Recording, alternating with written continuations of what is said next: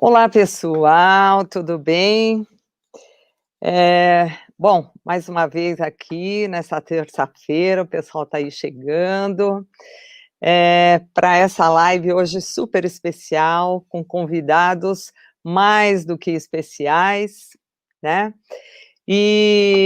Bom, eu sou a baterista Vera Figueiredo, você está no meu canal do YouTube, bem-vindo.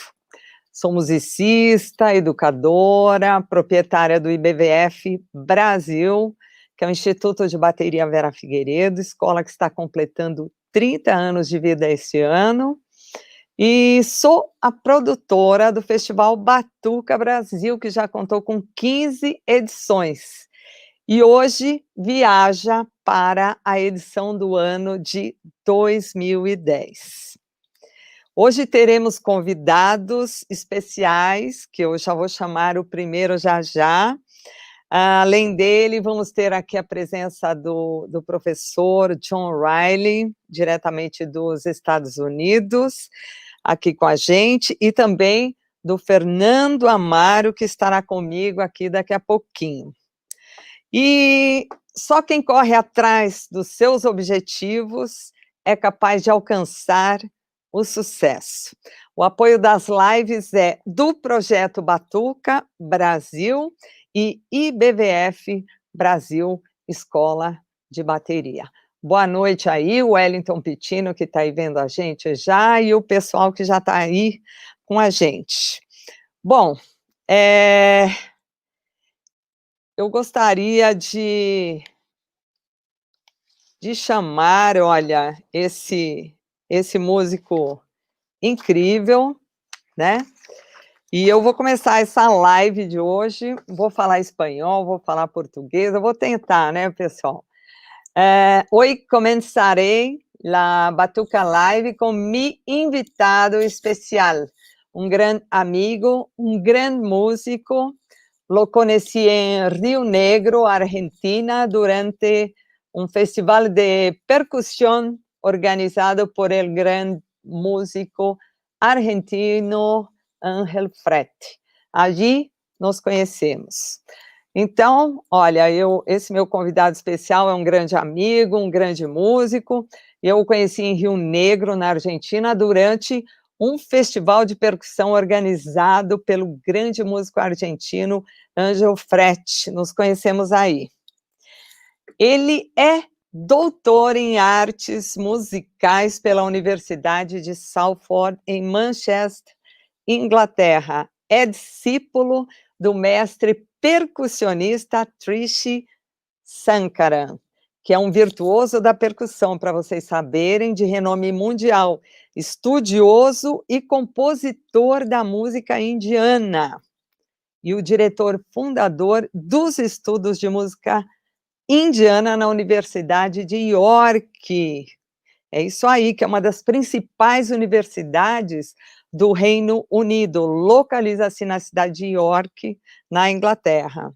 Bom, ele desenvolveu um grande número de trabalhos baseados em uma perspectiva contemporânea de imagens sonoras de Huasteca.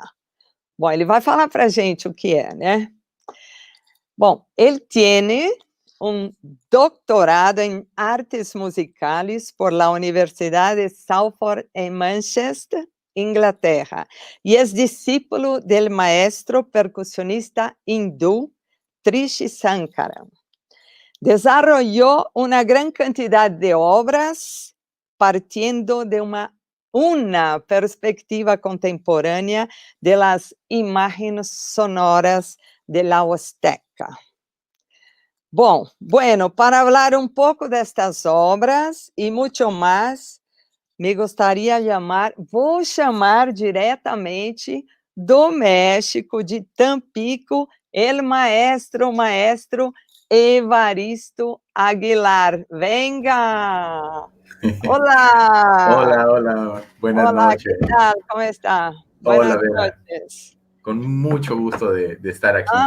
Igual, amigo, igual. Una felicidad molto grande. Sí, grandísima. mucha felicidad, en verdad. Sí. Muy contento. Una felicidad, porque Evaristo y yo y Evaristo, bien, Evaristo ha hecho una conexión con el invitado de hoje, ele especial invitado de hoje. Ele fez uma conexão comigo e com o convidado de hoje, que é o John Riley, que vocês vão saber como é que foi aí essa conexão, tá? Como está Tampico? Hace calor? Mucho calor. ¿Cuánto hace ahora, más o menos? Ahora aproximadamente 32 grados, lo cual es, bueno, es otoño, pero sigue caluroso, es otoño. Generalmente el verano puede ser de 42, 45, ¿no? Entonces estamos abajo de esa temperatura, pero sigue estando caluroso. O sea, então acho que todo mundo entendeu, né? Ele falou que está a 32 graus, estão no outono, e que no verão faz aí uns 42 graus, né? Mais ou menos, é isso aí. Sí, es un clima tropical al 100%, y estamos en la costa del Golfo de México, es un puerto. Eles estão ali na costa do Golfo do México, né, e tem um clima muito tropical, né, eu estive lá já e realmente é muito quente, hace muito calor, ¿no? Hace. Bien, Evaristo, yo no sé si ha dicho el nombre del maestro Trishi Sankaran correctamente. ¿Está bien? Correcto. Sí, ¿Es correcto? Sí, es correcto. Eres discípulo de este hombre, ¿eh? Sí. ¿Cómo llegaste a él y lo que estaba buscando tú? Bueno, esto fue ya hace una buena cantidad de años. Bien, espera. Gente, eu perguntei para ele, perdão, como ele chegou até o maestro hindu, né, o Trishi Sankaran, e o que ele estaba buscando. Por favor, perdón. Aproximadamente en el año del 98, que es son casi 22 años, cuando yo estaba formándome como baterista en la Facultad de Música aquí en Tampico, también tenía un gran amigo, un maestro, un gran amigo ahora, que se llama Héctor Navarrete, en la Ciudad de México. Quando ele estava se formando em bateria lá na Universidade do México, ele tinha um grande amigo, como é o nome de tu amigo? Héctor Navarrete. Héctor, ok. Gran baterista mexicano. Y él me proporcionó muchísima información y música. Y entre ellas estaba la música del sur de la India, ¿no? De Trishi Sankaran. Então, ele apresentou para ele, né, a música do sul da Índia, né? Isso, ok. Y años más tarde tuve oportunidad de asistir a un seminario en el Berklee College, en donde él estuvo durante una semana de percusión que realizaban antes. Y ahí lo conocí en vivo, después de conocer su música, sus libros. Y bueno, lo conocí a mi maestro y le comenté que yo quería estudiar con ele. Ok. Ele conheceu o maestro na Berklee durante um seminário de uma semana. Em que ano passou? 1999. En 9. Ok. Un año después. Ajá, Que se ríe, ¿por qué? Porque hace tiempo. Bien, isso foi em 1999, viu? E aí ele conversou, ha charlado con él en vivo. ¿Y qué pasó? Y bueno, él, Berklee está en Boston, pero él tiene muchos años en América. Y él vive aún en Canadá y daba clases en la Universidad de York en Toronto. En Toronto. Entonces, conseguí hice un montón de trámites, ¿no? Y de aplicaciones, y obtuve los recursos para poder irme a vivir por una temporada a Canadá. Ah, tá bom.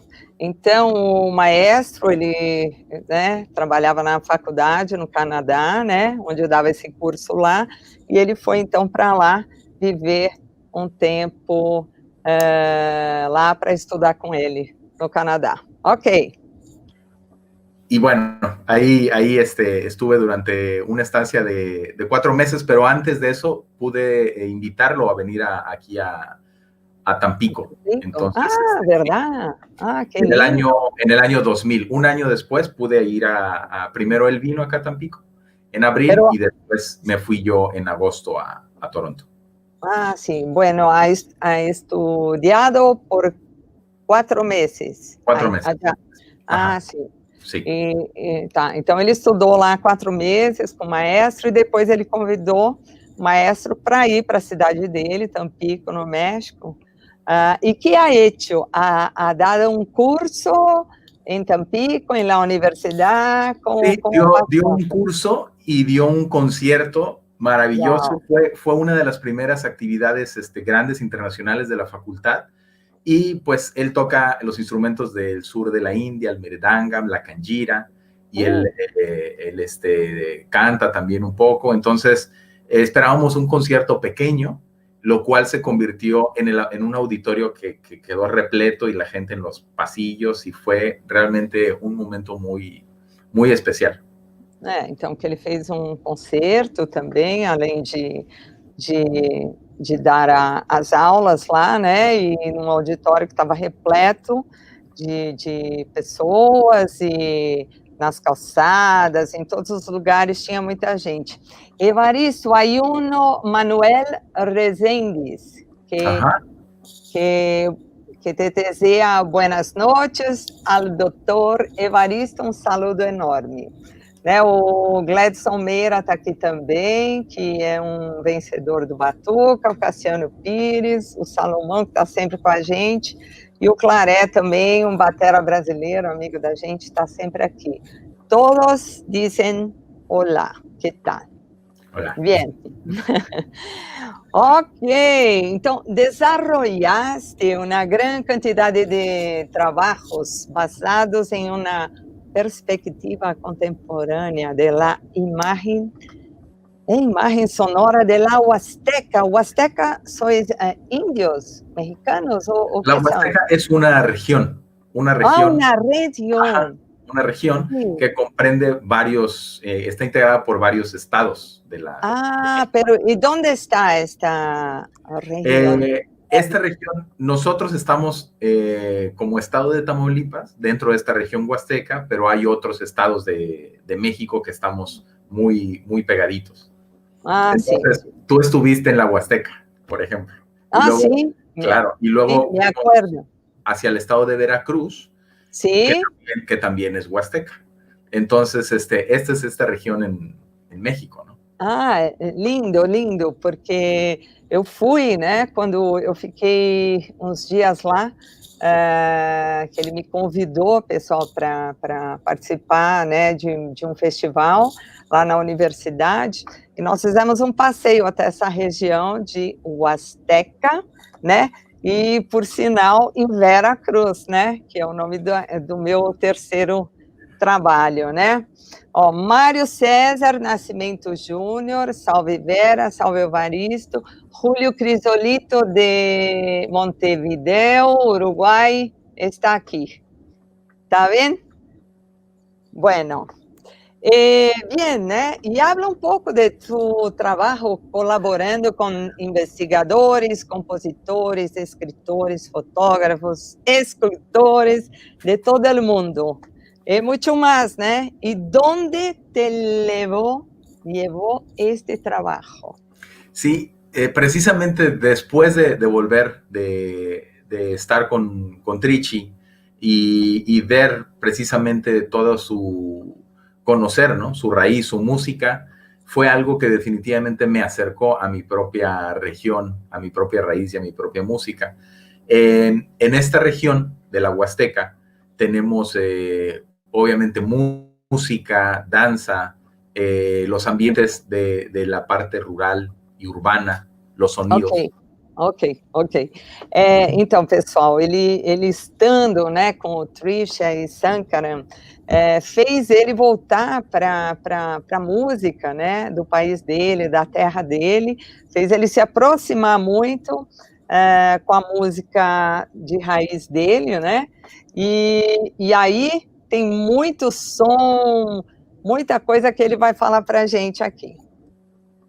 Ok, Evaristo.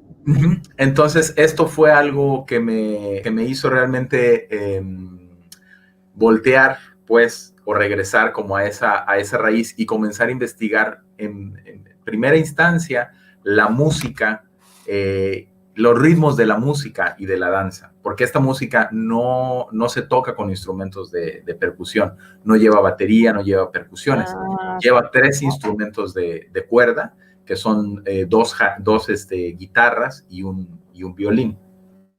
E um? Violín. Ah, violino.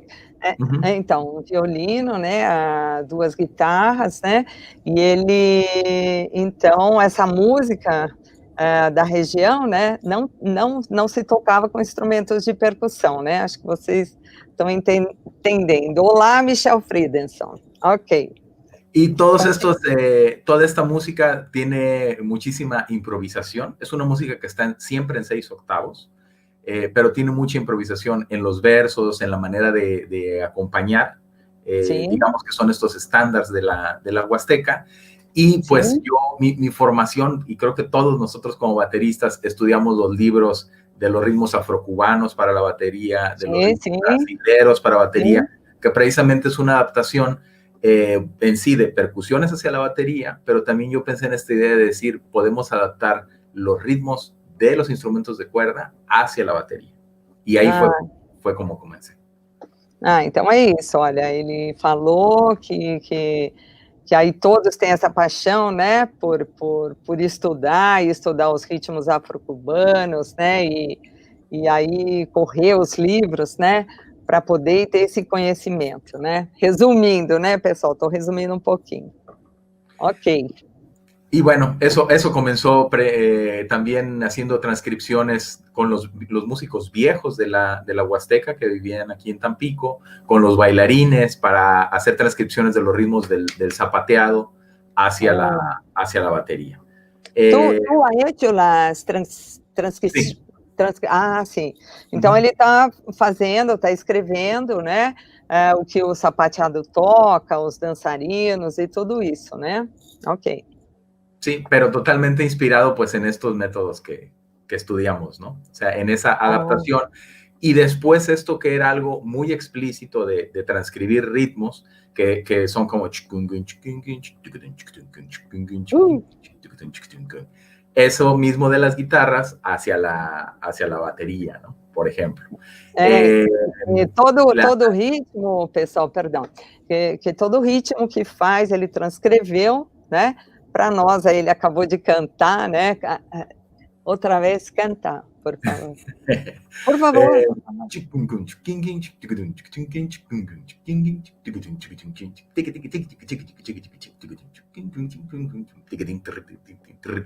Como si fuera el violín.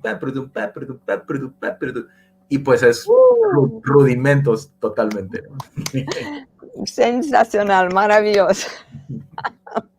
Muito bueno, muito bueno.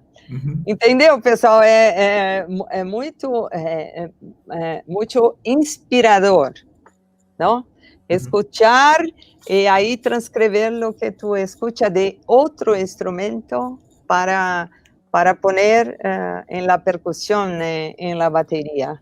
Exacto. Y bueno, también mi padre se dedicó a investigar una gran parte de su vida mientras yo era niño y a veces lo acompañaba a campo, precisamente a entrevistar a estos músicos, a grabarlos. Entonces, eso también como que estaba en mí, pero ya hasta después que me convertí en músico y estaba estudiando y todo, ya fue que me... Pero tu padre trabajaba en el campo, ¿cómo era? ¿Ese músico también? No. No, me refiero que iba a hacer investigación de campo. Íbamos a grabar, iba a grabar, a entrevistar y grabar a los músicos. Gracias, perdón. Ok. Qué lindo, Qué lindo. Muy lindo, muy lindo. ¿Algo más? Y después comencé a hacer, aparte de estos ritmos del zapateado de la música, cuando estaba yo en mi proyecto de doctoral en Inglaterra, tenía varias opciones, continuar como con la educación percusiva de los niños en la India, otra temática, pero me decidí por los ritmos de la Huasteca, hacer toda esta de investigación. la región. Ajá. Y aparte de la música, comenzar como de una manera abstracta, improvisada, Abstrata. hacer un poco como de los sonidos también del ambiente, ¿no? De la ciudad, del campo, de los animales, Sí, porque hacia los instrumentos. sí, tiene un disco, Los Sonidos de Tampico, ¿no? Sí, exacto. Que tiene que ver con esto, ¿no? Con los sonidos de la ciudad. Exacto. Y así mucha gente vino a realizar colaboraciones desde entonces y seguimos generando obra, ¿no? Y música qué lindo. Con extranjeros y también con algunos mexicanos que no han estado en la Huasteca. Y bueno, que lindo. Es lo que realizo atualmente. Lindo. Então, pessoal, acho que o que fica aqui nossa, todo esse trabalho muito lindo que o Evaristo faz, que tu haces um trabalho muito lindo, atraente também, porque é uma coisa de uma magia também, um pouco, não? Né, que é uma coisa assim mágica mesmo que ele faz, né? E de buscar os sons, né, de tudo. Aqui a gente estava falando dos sons da cidade de Tampico, que é a cidade onde nasceu em Tampico mesmo. Sim, então, na cidade onde ele nasceu, né? Muito bom. ¿Más algo o no? Pues recuerdo muy bien lo que tú platicaste al inicio, ¿no? De cómo nos encontramos en Argentina y luego ahí continuamos con la amistad y que fue que llegaste para acá, para Tampico. Entonces conoces estos, algunos de estos lugares. Sí. Y después he visto algunas similitudes. Por ejemplo, estuve hace algunos años en Belém do Pará. En Belém do Pará, yo sé. Y parece mucho como Tampico, por el clima y por la gente y por todo esto, ¿no? Y un poco loco también, ¿no? Sí. ¿No es? Sí, no sé. Me diga, ¿has recibido muchos premios y reconocimientos de instituciones? Hay muchos. ¿Puedes nombrar algunos? Porque yo perdí la cuenta. Sí, son muchos. Bueno, precisamente por este trabajo, a partir de la Huasteca, tiene que ver con la investigación, tiene que ver con la creación artística, con la creación musical y con lo académico.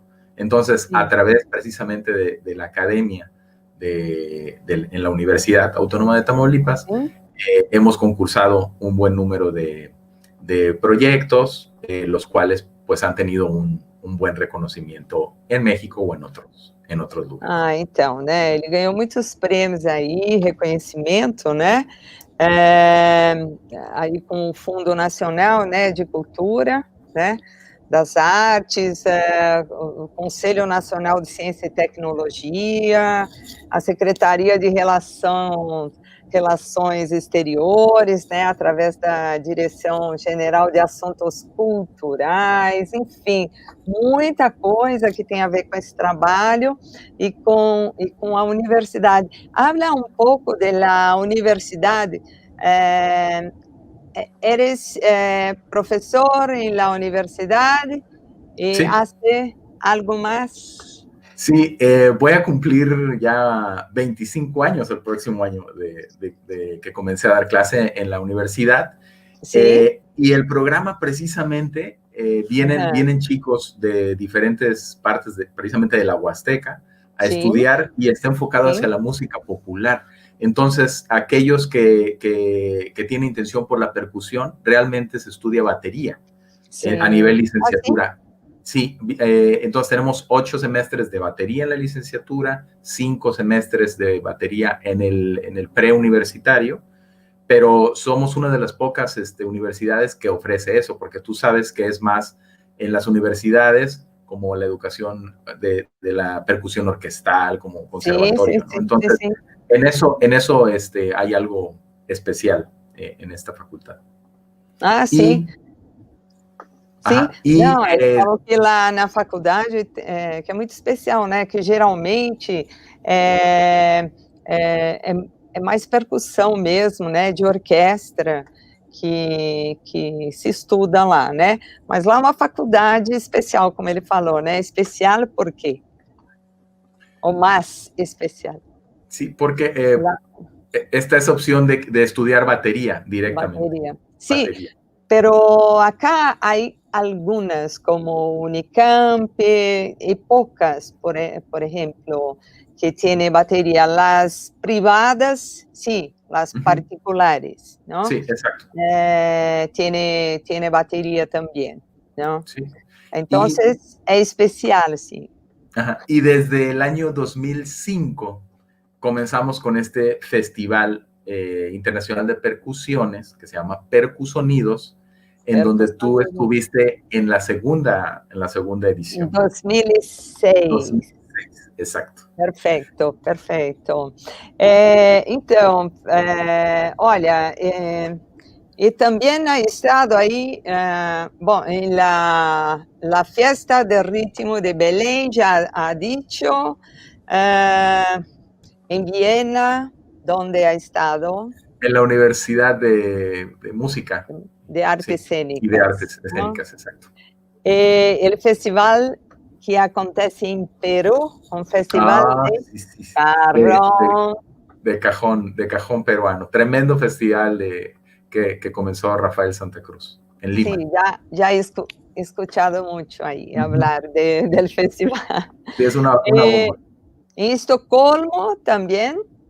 Sí, en Estocolmo pues he estado varias veces porque colaboramos con muchísimo. Tenemos varias grabaciones y muchos proyectos en común hasta la fecha, ¿sí? Con Anders Astran. Yo he estado también allá. Sí, tremendo vibrafonista, marimbista, improvisador, brutal. Exato. O Anders é um vibrafonista assim, que eu conheci também. Eu conheci também em Argentina, em Rio Negro. Eu conheci o Anders também na Argentina. E, nossa, ele é um virtuoso, assim, toca marimba, uma coisa, gente, uma coisa demais. Y me acuerdo que ha hecho un concierto para dos tocadores de marimba en la misma marimba, un concierto especial. ¿Te acuerdas? No sé. Sí. Y ahí estrenamos también una música que tenía que ver con la Huasteca, las voces de la Huasteca que escribió. Y yo lo conocí a Anders en el 2002, en el Conservatorio de París. Había un concierto con Dave Samuels y él tenía su concierto precisamente con un músico que tocaba también música brasilera, y dice en un momento: quiero invitar a un gran amigo de Escandinavia, Anders, y toca, ¿no? Ahí se brinca Anders y empieza a tocar, y fue así. Ahí fue donde nos conocimos, y ya el año siguiente fui a Estocolmo también. Pero sí, tremendos. Y con Dave también tocamos un buen tiempo. Dave. Que lindo. E é isso, né? A música, pessoal, leva a gente para outras esferas, aí é uma coisa incrível, né? E a gente tem essa troca de cultura, né? Que é uma coisa incrível que a gente aprende. Que estou dizendo, Evaristo, que a música leva nosotros para otras esferas superiores, ¿no?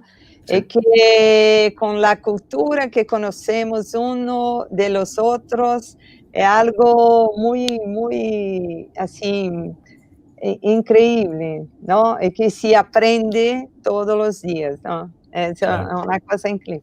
Me acuerdo que cuando fui a Estocolmo, que Anders fue para aeropuerto buscarme ahí.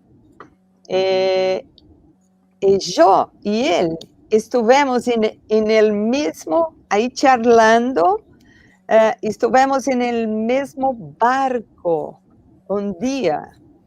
Aí, eu conversando com o Anders Astrand, esse percussionista maravilhoso sueco, nós descobrimos no caminho entre o aeroporto e o hotel, né, que nós estivemos no mesmo barco, um navio, né, um navio, e uma coisa assim incrível, né, tocando, mas não nos encontramos, que não encontramos aí, no barco, pero estivemos aí. É uma coisa muito louca também, muito louca, é incrível. Muito bem, que tenho... vamos lá. Eres muito jovem, né, Evaristo? Todavía. Todavía, sí. Todavía, ¿no? Y tienes un gran trabajo, ¿no? Qué orgullo, ¿no? Sí, sí, sí, la verdad es que sí me siento muy afortunado. Sí, yo como una amiga, me siento, me quedo orgullosa de ti, de Gracias. verdad, de verdad, porque yo sé qué trabajo haces y a dónde vas con su cerebro, con su cabeza, ¿no? Que Sí. es increíble. Y cuenta para nosotros un poco sobre tus trabajos publicados e que Deus te bendiga. Ó, pessoal, eu disse que ele é muito jovem, ele tem uma obra, assim, incrível, né? E eu queria que ele contasse um pouco dos trabalhos, porque, nossa, é um negócio incrível agora que vocês vão escutar, assim, sobre esses trabalhos dele. Eu falei para Deus abençoar ele, porque ele é demais.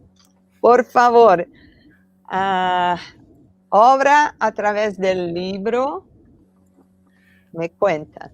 Sí, cuenta para todos. Sí. Acabamos, este libro es de menos 37 grados centígrados y es un libro score que recién publicamos este año y es una colaboración con Daniel Saur, también un sueco que tú conociste en Patagonia, sí. Con el grupo de Anders. Él está todavía más al norte, casi en la frontera con Papá Noel, al norte de Suecia. Y él hace está mucho frío. La foto es total con hielo, ¿no? Sí. Total. Sí. Cuando nos conocimos, precisamente platicábamos acerca del clima. Y era en Tampico 38 grados en el verano, ¿no? Oh, ¿y cómo igual, ¿no? Igual. Sí. Y en el invierno, no, pues un invierno feo puede ser 30 grados bajo cero. ¿Cómo y puede allá ser? menos 30. Sí. Y hubo un febrero que me tocó ir a la universidad allá en el norte y nos tocó ese invierno de menos 37 grados. Entonces fue como una intención para realizar música, ¿no? De temáticas invernales. Sí, una buena onda, ¿no? Para el frío y una buena cosa para hacer, ¿no? Sí, exacto. Entonces, fue años más tarde, Daniel vino también a México y hicimos esta grabación. Primero es un disco, un fonograma, un CD, que después hicimos las transcripciones de toda la música y lo hemos publicado a través de un libro, ¿no? Que es un libro score, exatamente. Então é isso, olha, eles fizeram esse trabalho, o Daniel também, que é um sueco, né, e eles foram lá para o norte, ele falou quase lá onde mora o Papai Noel, né, de Santa Claus, né, o Papai Noel, e lá o que eles fizeram? Estudaram, fizeram música e gravaram tudo, né, depois transcreveram isso, então virou um livro, né? É isso aí. E hablamos já antes de Sonidos de Tampico também, né? ¿Qué sonidos específicamente buscó ahí para hacer? Hay sonidos en cada ciudad que nosotros reconocemos, ¿no? Seguramente, por ejemplo, en Tampico, el camión de la basura, cuando pasa a recoger el camión de la basura 3 veces a la semana. ¿De la basura?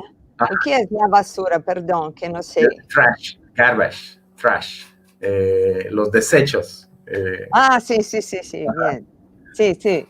Cuando pasa el camión de la basura, traen una campana, un cencerro como de vaca, pero grandísimo. Entonces pasan y los suenan, pero así. Muy fuerte. Bruto, exactamente. Bruto. Gritan, la basura. Y la gente saca la basura, ¿no? Sí. Entonces es imposible no escuchar, por ejemplo. Sí. Hay otros sonidos que son de la ciudad, por ejemplo, los ruidos o los sonidos, los ritmos del tráfico, ¿no? Del tráfico. Aquí se maneja, seguramente en Sao Paulo también, pero se maneja aquí muy bravo. Sí. Entonces hay muchísimos accidentes, muchísimos choques, todo fuera de la ley para manejar realmente, ¿no? En Lima también se maneja totalmente bravo. Qué loco, ¿no? Sí. En Paraguay también, que no tiene, ¿cómo se dice? Luces. En las esquinas, y la gente va para derecha, enfrente, para la izquierda, donde quiera. ¿Sabe que siempre me gusta mucho cuando estoy en el coche con el limpiador de cuando llueve, ¿no? Está en general, o entonces cuando voy a virar a la derecha, que fica tac, tac, tac, tac, tac, tac, tac, y siempre algo, hago, ¿no? Claro, alguna cosa y toco junto y tal con esto, ¿no? Y él, cuando limpia el vidrio, ¿cómo está? Y cuando vaya para allá, yo voy para el otro. ¿No? Exacto. Y así se empieza a hacer algo, a crear algo. Es fantástico. Me gusta mucho. Y hay otro que son ritmos de las... de la Huasteca. De la Huasteca, las voces de la Huasteca, ¿no? Estos son, sí, todo tiene que ver con la Huasteca. En ese de Yazteco participa también Bill Can, percusionista de Nexus, ¿no? Tremendo improvisador que queremos muchísimo. Y las voces de la Huasteca, los ritmos de la Huasteca son precisamente sonidos más, no tanto de la ciudad, sino de los pueblos, de las comunidades. Por ejemplo, en Ritmos de la Huasteca hay una obra que está inspirada en unos cochinitos, ¿sabes? Unos marranitos, como Hermeto Pascual, pero vivos, ¿no? Sí, bien.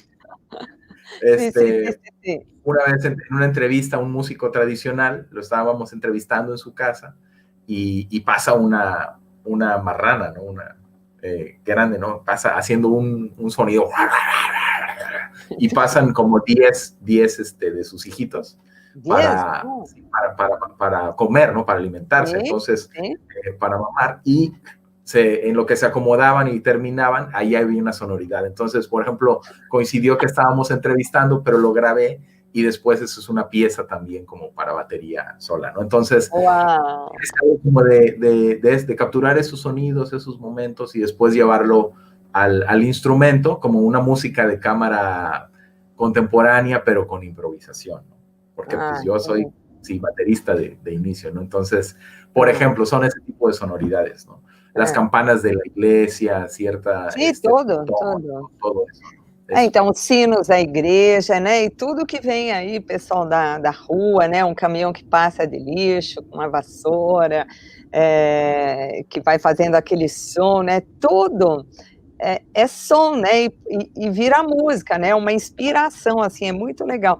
Mas é para quem sabe curtir isso, escutar isso e digerir e fazer a coisa acontecer, né? E o mais incrível, assim, é com muito estudo, né? Porque depois o Evaristo vai e escreve tudo isso, né? É uma coisa, assim, incrível. E habla mais das 4 miniaturas huastecas. Las 4 miniaturas es con Anders también. Ah, con Anders también. Y Ay, es de los 4 elementos, la tierra, el fuego, el viento, el aire, pero también en la Huasteca tiene que ver con la siembra y la cosecha del maíz. Cuando el maíz entra a la tierra y cuando se termina su vida en la tierra, ¿no? Y es recolectado. Olha. Por ejemplo, Nossa, entonces tiene que ver mucho con el maíz. Y todo esto también debo mencionar porque músicos brasileños han sido de gran inspiración. Por ejemplo, Naná Vasconcelos es alguien que su música habla precisamente de esos sonidos naturales, ¿no? Y de la conversación y de las aves y del caballo y del viento con su berimbau, con su gongo. Entonces, por ejemplo, Naná ha sido una gran inspiración. Me tocó también en Inglaterra ver a Ayrton en un workshop. Y bueno, eso es así, ¿no? Que explota ahí. No, y Ayrton siempre ha tocado la batería, una percutería, desde siempre, o sea, muchos años atrás. Esto no es una cosa de ahora, ¿no? Es una cosa muy antigua que ya hacía él a 40, 50 años atrás. Tocaba muchas cosas y la batería un kit distinto, ¿no? Para tocar. Y Naná, la pasada semana hablamos mucho de Naná también. También porque, como ha dicho, una inspiración, ¿no? Y siempre con sonidos de todo, así, ¿no? Como, sí. No, y hay también aquí, The Day of the Deaf, in the Huasteca, ¿no? Chantolo, esto. Ese es el día de muertos de la Huasteca. De las Huastecas, sí. En México, bueno, el Día de Muertos, la celebración es algo muy, muy emotivo, ¿no? Muy importante en todo México. Pero en la Huasteca... ¿Qué pasa? Especial en esta región huasteca. Sí, en cada lugar se celebra diferente, ¿no? Pero en la Huasteca... En la Huasteca es el Chantolo, ¿no? Se celebra el 1 de noviembre, el 2 de noviembre. En lugares como, por ejemplo, Tantoyuca, en Veracruz, muy cerquita de aquí de Tampico, hay cuadrillas que son bailarines. ¿Sí? Toda la gente, un poco como la cuestión, como las comparsas, ¿no? En el carnaval brasilero. Sí. Y también hay una caracterización, se disfraza la gente y sale a bailar con la música tradicional. Esto es como parte de la fiesta, pero todos vamos al cementerio y es una cosa donde se lleva música y se baila y se come y es una fiesta. O sea, es realmente como la fiesta. Sí, qué lindo, sí. Qué rico. Y hay veces que gente se amanece, ¿no? En el mismo cementerio, entonces queda todo adornado, todo alumbrado. Incluso, bueno, no tiene que ver con la Huasteca realmente, pero hubo una película en donde, de dibujos animados, ¿no? En donde hablan acerca de esta tradición, ¿no? Del Día de Muertos. No es precisamente la Huasteca, pero esta obra del Chantolo, del Day of the Dead de Huasteca, fue una colaboración con una escultora de Australia que estaba muy interesada precisamente en el tema de la cuestión de la muerte. Entonces, conversamos y vino para un Día de Muertos en México y un año después estrenamos esta obra. Ella hace instrumentos miniatura de percusión. Entonces, un año después lo estrenamos en Melbourne. Hicimos una representación como de diferentes espacios a donde fuimos y de gente que conocimos. De ahí se generó una obra. y todo tiene que ver como con eso, ¿no? Con el Día de Muertos. Ah, que demais. Então, pessoal, é assim, tudo que aqui, né, que fala da morte, né, o Dia da Morte e tal, também é celebrado e comemorado com dança, com tudo, né? E também daí sai um trabalho, né, uma coisa incrível, porque eu ha hecho una música en el cemitério também. Eu empecé a cantar allá, e depois cheguei em casa e terminei. Eu estou dizendo para ele que eu também fiz uma música no cemitério. Eu comecei a cantar, que estava muito lindo, florido, muitas flores, muito lindo. E nesse momento ha tenido uma paz tão grande, né? Eu tive uma paz tão grande de ver tudo aquilo, e comecei a cantar, eu empecé a cantar, e aí tem uma música que depois envio. Sí, por favor. ¿Está bien? Muy bien. Bien. Bien, aí tiene Starway to the Sky, né? A escada para o céu, Los Caballitos, Água de vários ríos, hay muchas cosas. Uh-huh. Cantos Caninos, ¿cómo es? Cantos Caninos es una colaboración porque con un violinista italiano. Lo que hicimos acá fue, yo fui a un lugar en México en donde me comentaron que lo emblemático es el perro prehispánico, que es este perro pelón mexicano, ¿no? Sí. El Xoloitzcuintle, seguramente lo conocen, o como el perro peruano, ¿no? Que también es así como... con este nombre. Ajá, con este nombre. Sí, sí. Y fuimos a un... Cachorro peruano, viu, pessoal? Perro é cachorro. Vamos lá. Okay. En Brasil no sé si exista esta raza, ¿no?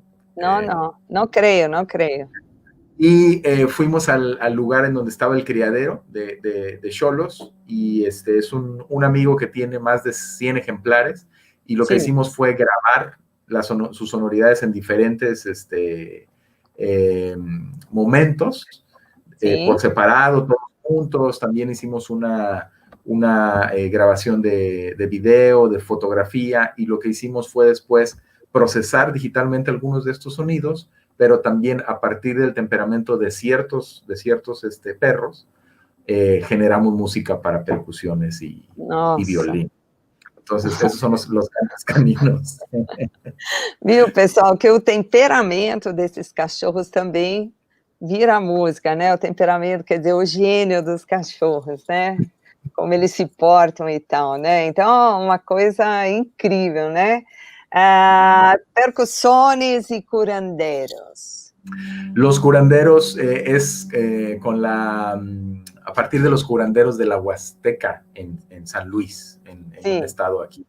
Es una colaboración con un flautista, un improvisador mexicano, Wilfrido Terrazas, y es una música bastante fuerte, improvisada, y los percusiones es algo que hemos estado ahora tocando últimamente con un músico tradicional de la Huasteca, Osiris Caballero, un excelente violinista que toca la jarana, la quinta, canta, zapatea, y hacemos esa adaptación como de un instrumento de la Huasteca con una percusión.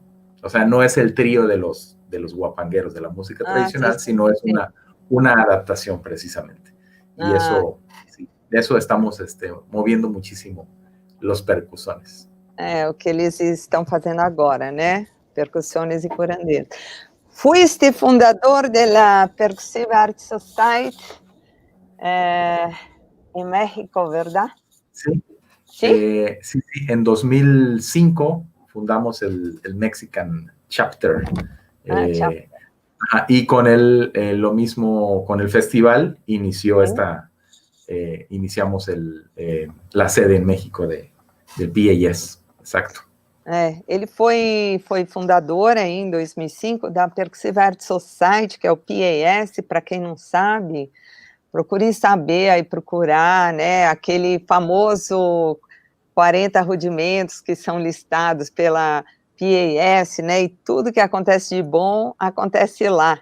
Eu também já estive lá com Evaristo e com o nosso próximo convidado, estivemos lá, nos encontramos em PAS, em PASIC, né?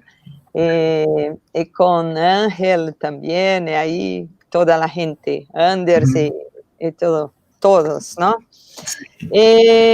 Bien, entonces integra el programa de creadores escénicos. ¿Cómo es? Escénico, ¿no? Esto es del Fondo Nacional para la Cultura y las Artes de México, y fue una beca por 3 años. De hecho, estoy concluyendo en este año para desarrollar precisamente proyectos que tienen que ver con esta temática del espacio sonoro de la Huasteca. Han sido muchos conciertos, colaboraciones, de lo que yo ya había comenzado, obviamente, hace casi 20 años, ¿no? Pero en estos 3 últimos fueron proyectos así puntuales que pues también me siguieron llevando a otras colaboraciones y a otros países, ¿no? Terminamos ahora de manera casi virtual, realmente, este año. Virtual, sí. ¿Cómo está la pandemia en México? ¿Cómo está en Tampico? Va a la alza, realmente no hay algo que podamos decir que está muy bien. Sin embargo, ya las autoridades cambian el semáforo, porque acá tenemos semáforo verde, amarillo y rojo, y lo van cambiando. Sí, igual. Pero bueno, no. La realidad es que desafortunadamente amigos pues han estado pasándola muy mal, ¿no? Por esta enfermedad. Algunos lamentablemente también han fallecido, por ejemplo. Entonces, aunque esté abierto y aunque seamos optimistas, pues realmente tenemos que cuidarnos muchísimo, ¿no? Sí, verdad. Pero vamos ahí, estamos bien y vamos a seguir así bien, vamos ¿no? a seguir así. Sí. Yo, Héctor Calderón se encontra y saluda a maestro Evaristo, admiración total y ejemplo a seguir. Muchísimas gracias, Héctor, por estar aquí con nosotros. Y Emerson Furtado, André Lambert, o Lelo, bien. E Claré, que eu já disse aí, Lapônia e tudo mais, né? Bien, Evaristo, querido, bien. Que hablamos muy poco de tu vida porque tiene muchas cosas y que una próxima vez tenemos que hacer solo para ti, pero fue un placer así muy grande de estar contigo, pero yo pido que se quede acá con nosotros y después te digo adiós por un tiempo, un poco tiempo, ¿no? Sí. Bien. Eu quero chamar aqui, pessoal, um baterista que é professor, compositor, e um dos mais professores, né, promissores músicos da nova geração, né? He's a teacher, composer, and one of the most promising musicians of the new Brazilian generation. I would like to introduce Fernando Amaro. Fernando Amaro, vem aqui com a gente. Oi, gente, tudo bom? Hi everybody. Olá, Evaristo. Fernando is very young, but he plays. Yes, I've seen your videos, and yeah, great playing. Nice. Nice. You see? Okay. Thank you. It's a pleasure to know you saw. Oh, very good. And then, okay, I would like to... Fernando, você pode falar um pouquinho do nosso próximo convidado, mas Não chama ele ainda. Tá. He has a Bachelor of Music degree in Jazz Education from the University of North Texas and a Master of Music in Jazz Studies from Manhattan School of Music. He is on the faculty of Manhattan School of Music and Kutztown University and is an artist in residence at Amsterdam Conservatory. John is also the author of The Art of Pop Drumming, Beyond Pop Drumming, the Jazz Drummers Workshop, and the Master Drummer DVD, and has taught master classes around the world, in addition to being an active musician. Olha, ele diz okay. que ele é bacharel em educação de jazz pela Universidade do Norte do Texas, mestre em estudos de jazz pela Manhattan School of Music, né? Ele está no corpo docente da Manhattan School também of Music e da Kutztown University. É um artista residente no Conservatório de Amsterdã. Ele também é autor dos livros, The Art of Bop Drumming, Beyond Bop Drumming, The Jazz Drummers Workshop e The Master Drummer DVD. Ministra masterclasses em todo o mundo, faz workshops, além de ser um músico atuante. Fernando, pode apresentar. And John Riley. Come in, John. Nice Hello, to see you, John. everyone. Hey, Vera, how are you? Oh, I'm fine, and you? It's a great pleasure to have you here. You know that you are reference for many drummers and a lot of drum teachers as well. Your books are precious, yes, and your contribution to the art of drumming is very important for all of us. Right, Evaristo? Totally agree. Yes, absolutely. Hello, Evaristo. It's nice to see you again. Hello, John. It's great. Vera and I meeting at your event in Tampico 10 years ago or something like that. It's great to see you again. And thanks for your translations, Fernando. You're welcome. Yeah. Well, this drummers, you know, it's a community. And we understand how difficult it is to do what another person does. And so everyone respects anyone who's trying to play this instrument. And then we really... ele tá falando que a gente sabe o quanto é difícil tocar esse instrumento e qualquer pessoa que esteja tentando tocar merece o nosso respeito, porque somos como uma comunidade. Acho que foi isso que ele disse, né, Vera? Foi isso. Yes, foi isso. Thank you, thank you. Yeah, I'm happy to be here. We are a community. No, the drummers. Okay. And we feed each other. We feed each other. Yes. And Evaristo, tell us, because I had a special birthday in Tampico in 2006. Do you remember that? Yes, yes. Because Evaristo invited me to take a part in the festival, and then when I saw the schedule, I read your name, John, and I thought, my God, John will be there. He's not dead yet. A Vera tá falando que o Evaristo convidou ela para participar do festival lá no México, né, Vera? Isso. E aí, quando a Vera reparou, o John também estava no schedule do festival. Yeah, we work very hard at these events, but and share a lot of music. But we did have Evaristo did arrange for us to go to the beach one day. Yes. That was very nice.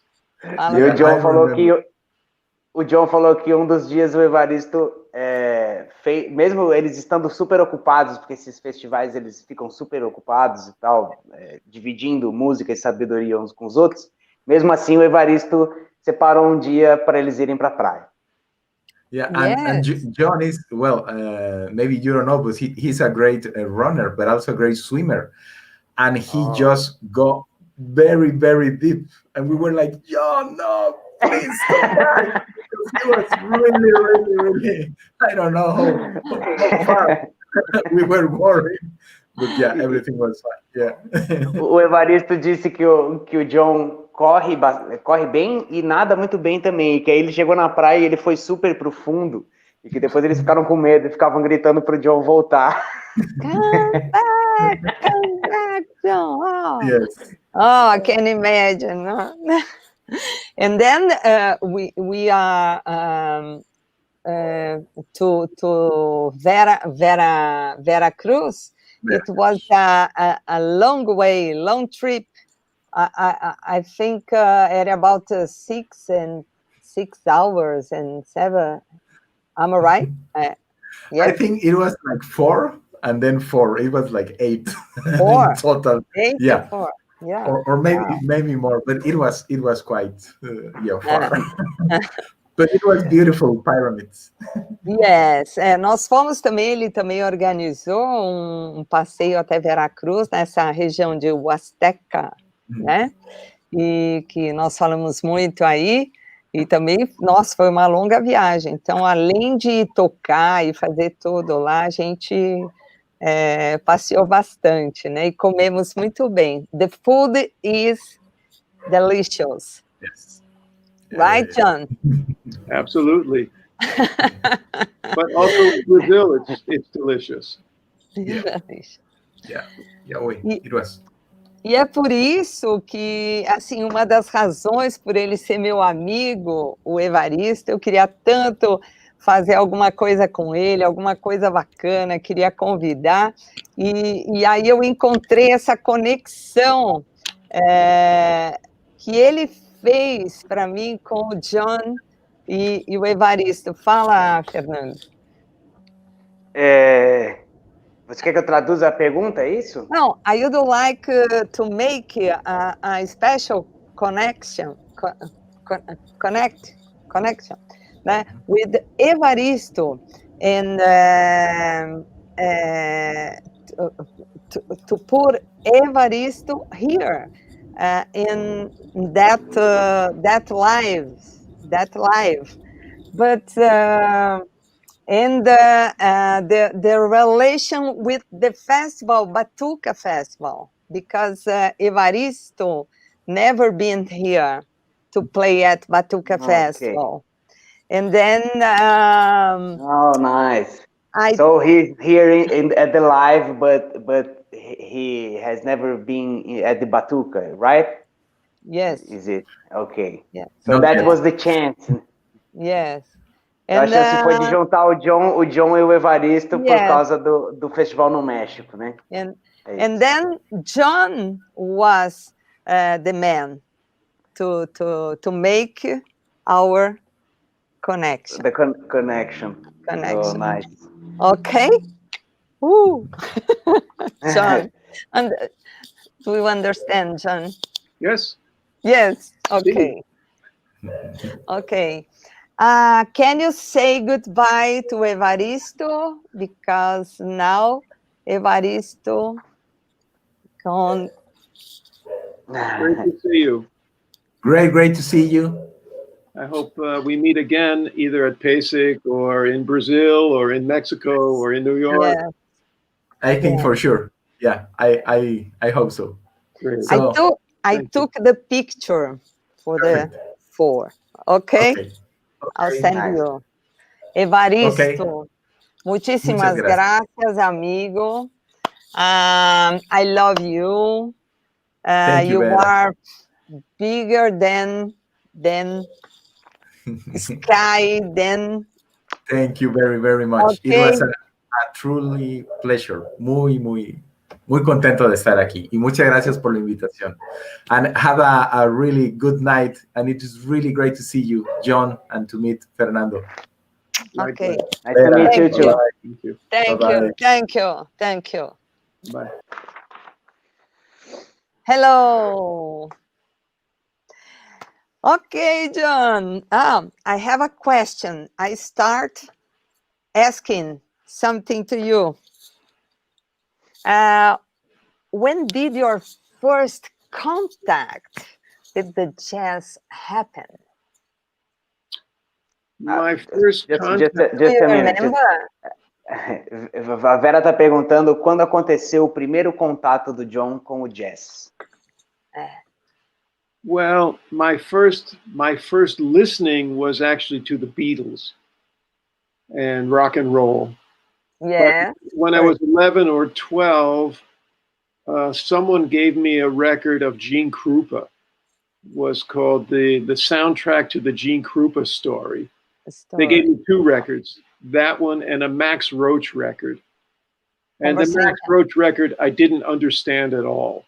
Ah, yes. But I would play along with the Gene Krupa record hundreds of times while I was also playing along with Jimi Hendrix records. Yeah. And Led Zeppelin.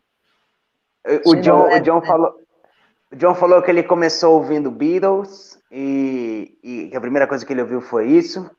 E que quando ele tinha uns 12, 13 anos, alguém deu um disco para ele do Gene Krupa, que é o Gene Krupa Story, e alguém deu para ele também um disco do Max Roach, e que ele disse que o do Gene Krupa ele gostava e tocava junto sempre, e o do Max Roach ele não entendeu nada. Max Roach's Conversation, is it? Yeah, yeah. Is it? Ah, yes, very good. E ele falou também que ele tocava junto com os discos do Jimi Hendrix e do Led Zeppelin. Muito bom. Yes. Me too. Mm-hmm. me too. Well, you know, everyone starts in music somewhere. Yes. And then sometimes people look back and further back and further back, and sometimes they only look forward. Wow. And I was curious about why I heard similar things from different drummers. And that made me start to look back and discover that some of these things that Carmine Appice was playing actually came from Gene Krupa. Wow. O John tá falando que a gente sempre pode ir em frente, pode olhar para trás ou para frente, né? Mas que quando você começa a notar que mais de um baterista toca as mesmas coisas e você começa a procurar, você repara que, por exemplo, o livro do Carmine Appice tem muito do que o Gene Krupa fazia. Então, que na verdade é uma história só, né? Que vai desenvolvendo. Totally. With the Sing era about the floor tone when Gene Krupa played, no, and the rockers play at the same, and Fernando and me and everybody. Yes, it's wonderful thing, wonderful. A Vera falou que do mesmo jeito que o Gene Krupa tocava muito no surdo, os roqueiros tocam muito no surdo e que tá tudo interligado. É isso aí. Okay, yeah. Thank you. And you hear the same thing, sorry, and that famous beginning of heavy metal when this song called Inagata Devita came out, which had a long drum solo in it, and the drummer is also playing on the tom-toms, kind of like Gene Krupa. Oh. Yes. Ele falou que os bateristas de heavy metal, quando isso começou a acontecer, também tinham longos solos de bateria e que não deixa de tudo remeter ao Gene Krupa, lá dos anos 30. Oh. Gene Krupa is the king, no? Or... Yes. No. Yes. Yes. He opened the door for all of us.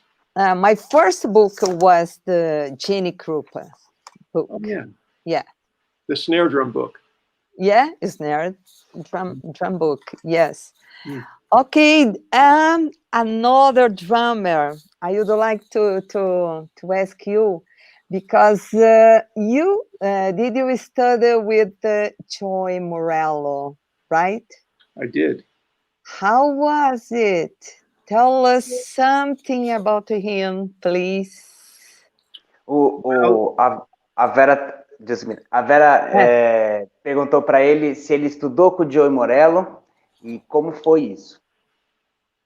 So when I was studying with Joe Morello, he was about 40 years old.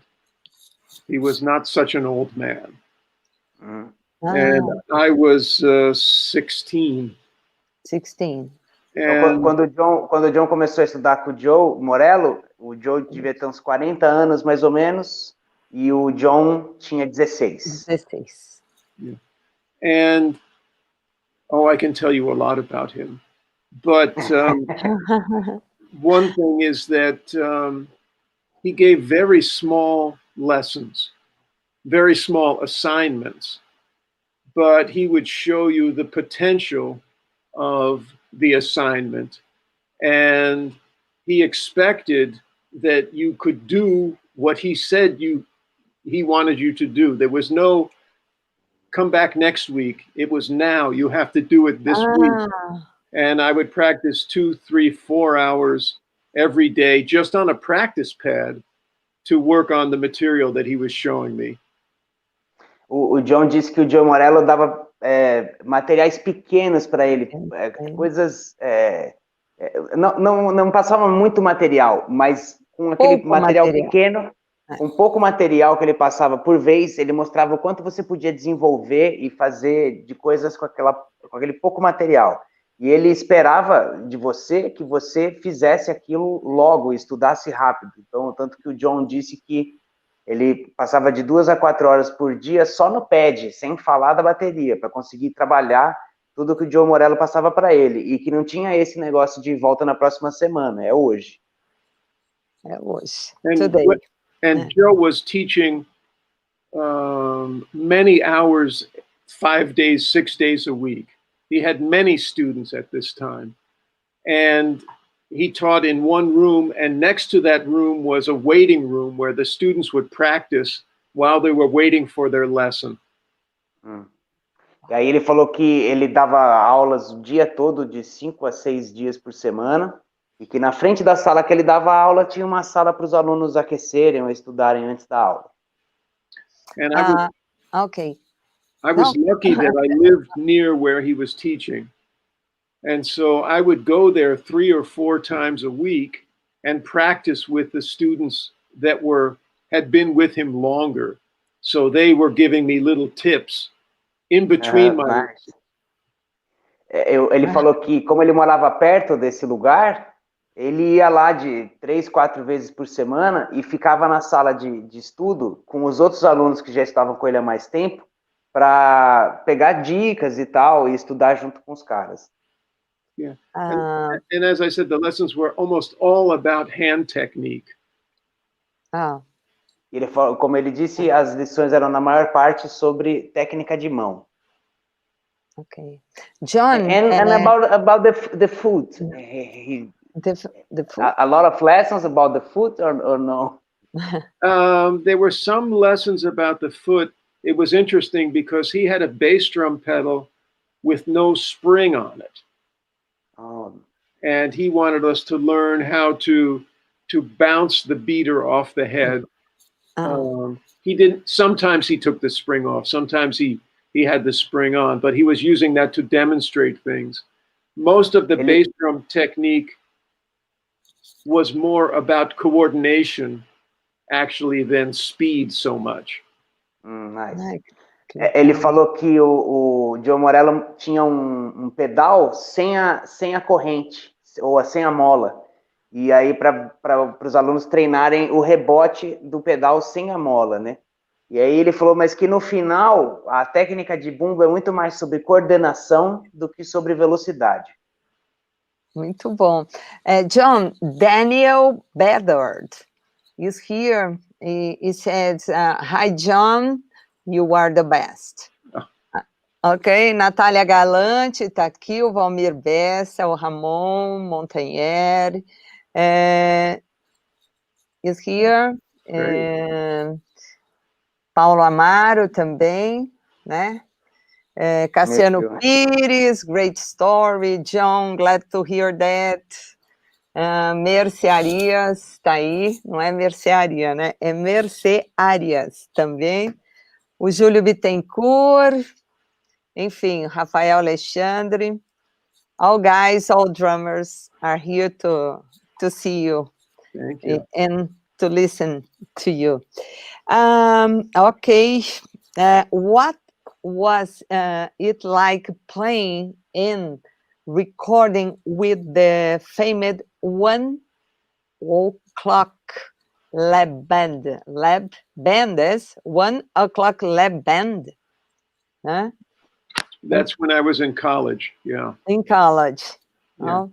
And then being called to join the Wood Herman band. It was in 1976. Woody Herman. 1978, I joined Woody Herman. 78? Yeah, I replaced Jeff Hamilton in that band. Yes. Oh, nice. I didn't know it. Yeah. You replaced Jeff Hamilton. Nice. Yeah. I didn't know Jeff Hamilton had played with Woody Herman. Yeah. Yeah, nice. A Vera perguntou para ele como foi tocar com a famosa One O'Clock Lab Band e depois ter sido chamado para Woody Herman Band. Em 1976, 1978. Yeah. Okay. When I was at the university, that school had about 2,000 music majors. It's a very big school. Yeah. And there were about 150 drum set players. And my first year there, I was on the bottom of the pile. Wow. And what I did...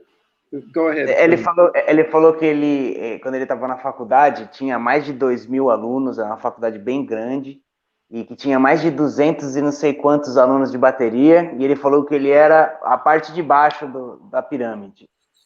I had very good hand technique from studying with Joe Morello, and I could play with a rock band. But you studied with Joe before the college? Yes. Before when I was in high school. Yes. Yeah, okay, 16, yes. But I had very little experience playing in a jazz band. So I was in the bottom of the pile of 150 drummers. And what I did was I watched the drummer that was the #1 drummer. I went to every rehearsal that he played. And I tried to learn how to play that music from watching him. And eventually, I moved up in the ranking. And the ranking. Yeah. It's very good. O John disse que quando ele chegou na faculdade, ele já tinha uma técnica de mão muito boa, porque ele tinha estudado com o Joe Morello. Porém, ele não tinha muita prática, ou nenhuma prática de tocar com uma banda de jazz. Então, quando ele chegou, eram 150 bateristas. Quando ele chegou, ele era o de baixo. Mas sempre que ele podia, o tempo todo, ele ia assistir o que estava no #1 para ver como é que o cara tocava, o melhor da faculdade lá, para ver como é que o cara tocava, como ele se comportava nos ensaios e tal, para ele ir subindo de ranking também. Yeah, and I practiced a lot, and I watched him, and I had opportunities to play with other students and kind of grow. And many of the other drummers had more experience than me. And they would, at night, we would listen to records together. And they would tell me what was important on this record that Grady Tate was on. And what's important on this record that Bernard Purdy is on. And what's important at this record that Mel Lewis is on. And so I was surrounded by people that knew more than me. And I tried to learn everything I could from them. Great. Ele disse que ele estava na faculdade e o tempo todo ele tentava aprender com as pessoas, porque todo mundo estava lá há mais tempo do que ele, sabia mais do que ele. Então, ele estudava com essas pessoas, ele via essas pessoas tocar, ele tocava com essas pessoas, ele... já falei estudava, né, com essas pessoas. Aí depois ele ficava ouvindo discos com eles, e aí eles me mostravam, esse aqui é um disco importante do Bernard Purd, ou então do Mel Lewis, ia mostrando para ele outros, como ouvir música e o que ouvir, né? Pessoal, ele tá falando aí do caminho das pedras, né, Fernando? Sim. É isso aí, né?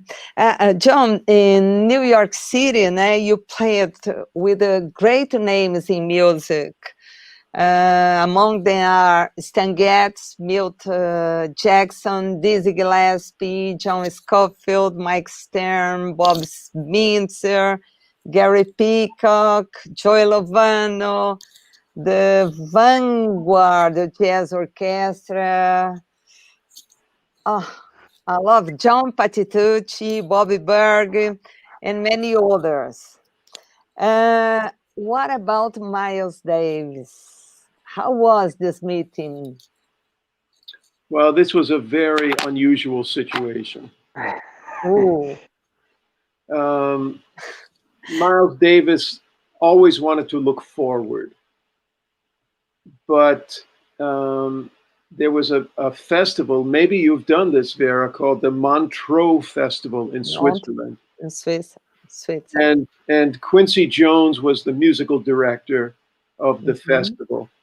And every year he would ask Miles Davis to do a retrospective, to play Sketches of Spain and Birth of the Cool, and Miles always refused. Wow. Sounds like Miles. Sounds like Miles. Ele fala... Do you want to translate that? Yeah. A Vera perguntou, falou, ele mora em Nova York, tocou com muitas pessoas como Stan Getz, Milt Jackson, Dizzy Gillespie, ela falou uma série de nomes. Bob Mintzer, John Scofield, Gary Peacock. Mas eu quis perguntar sobre o Miles Davis, especialmente, porque eu tenho muita curiosidade. Eu vi o Miles ao vivo. Once in São Paulo, I watched the Miles Davis alive, no? Yes. In São Paulo. And he is a very mysterious man, no? And exciting, very exciting, no? I was waiting something, não? Fala para ele, alguma coisa que eu estava esperando ele fazer alguma coisa, né? She was waiting him to do something like she wasn't expecting something unexpected. On the stage, because he had a big eyes and looking, you know. Yeah. All the audience, and it's incredible. E fala do Festival de Montreux. Só para traduzir, que aí ele falou, tem aquele festival famoso de Montreux, que era dirigido... que o Quincy Jones era o diretor musical. E daí ele falou que todo ano ele propunha para o Miles fazer uma retrospectiva da carreira, tocar o Sketches of Spain, depois tocar o Kind of Blue, e ele nunca queria, como ele estava sempre olhando em frente, ele nunca quis fazer um retrospecto da carreira e sempre negava. But one year he agreed to play that older music. And I think it was in 1990 or 91, I don't remember exactly. And the festival is in Switzerland, and the producer of the festival asked... 91. Okay. I have here 91. The producer of the festival asked a Swiss piano player named George Gruntz to hire the band for this Miles Davis performance. And I was playing in George's band at that time. So I was invited to go to Switzerland to play this concert. It gets more complicated. Aí ele falou que em 91 o Miles aceitou fazer esse concerto em retrospecto. E aí um pianista, what's the name again of the musician? George Gruntz. Esse cara ficou responsável por juntar a banda inteira e levar para a Suíça para fazer o show. E aí o John foi chamado. The band with you. Yeah. Yes? Yes. Okay. But there was a problem. So the story's a little bit longer, I'm sorry. Please. There was a problem. The music that Quincy wanted to play was controlled by the wife of Gil Evans. A música que o Quincy Jones queria fazer, quem tinha os direitos era a mulher do maestro Gil Evans. So, in order to get the music, Quincy had to talk to Gil Evans' wife, and she said, well, I will only give you the music if you hire the old musicians from the Gil Evans band. And so now two bands. A esposa do Gil Evans falou que só cederia a música para o Quincy usar se o Quincy usasse a banda antiga do Gil Evans para tocar. Então agora são duas bandas. So Quincy thinks, oh, well, this is the only way we can make it better than the original, is if we have two men on every instrument. E aí o Quincy pensou, bom, se tem um jeito melhor do que o original de fazer, é com duas pessoas em cada instrumento. Então ficou uma banda dobrada. So the drummer in the Gil Evans band was a good friend of mine named Kenwood Dunard. Kenwood Dunard. Yeah. Yes. O baterista era amigo do John. O baterista da banda do Gil Evans é amigo do John. Kenwood Dunard. Yeah, we all get to Switzerland. We're going to rehearse in Switzerland, and we get to the first rehearsal, and there's a third drummer there, which is Grady Tate. Aí ele falou que eles chegaram lá e foram ensaiar, e quando eles chegaram lá tinha um terceiro baterista, o Grady Tate. So it turns out that Quincy didn't know me, and he didn't know Kenwood. And he loved Grady Tate from all those records like Killer Joe and all those records that Grady Tate played on. So he brought Grady Tate over to play drums also. Ele falou então que o Quincy não conhecia nem ele, nem o Kenwood, e chamou o Grady Tate, porque gostava das gravações do Grady Tate. Então no final tinham 3 bateras e o Quincy só conhecia um. Grady Tate was also a singer, a very good singer. And I had done a bunch of gigs with him playing drums while he was singing. E ele falou que o Grady Tate é um ótimo cantor e que ele fez algumas gigs com ele, o John de batera e o Grady Tate cantando. Yeah. I had my drums and cymbals there to play the concert. And Grady said he was nervous about working with Miles. He said, you have your drums here, you were hired, you should play this. And I said, well, Quincy wants you to play. So in the end, on the original recordings, some of the original recordings had percussion on them. And so Kenwood and I played the percussion parts, and Grady Tate played drums. And we played only one concert, and Miles died about 3 months later. Eles falaram que chegou na hora de tocar, acho que o Grady Tate estava meio nervoso de tocar com o Miles, e a bateria do John e os pratos do John já estavam lá. Então o Grady Tate falou para ele assim, você que foi contratado, você faz, toca aí. Aí ele falou, mas o Quincy quer você. Aí ele falou que se você pegar o disco, que é o Miles Davis and Quincy Jones Live at Montreux, se você pegar esse disco, tem algumas faixas que tem percussão. As que tem percussão é o John e o Kenwood tocando percussão, enquanto o Grady Tate toca bateria. And the tunes that are just the drums, it's you? No, it's just Grady. Okay. great. Okay. Did you rehearsal before, or yes? We rehearsed for, I think, 3 days, and 3 Miles never came to the rehearsal. Ele falou.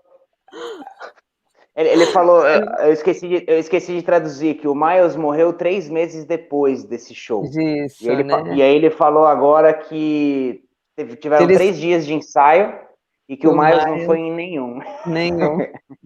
At the end Sensacional, né? At the end of the last rehearsal, finally Miles comes in the room, and it was like magic that he was there, because we didn't know if he was actually going to do the concert.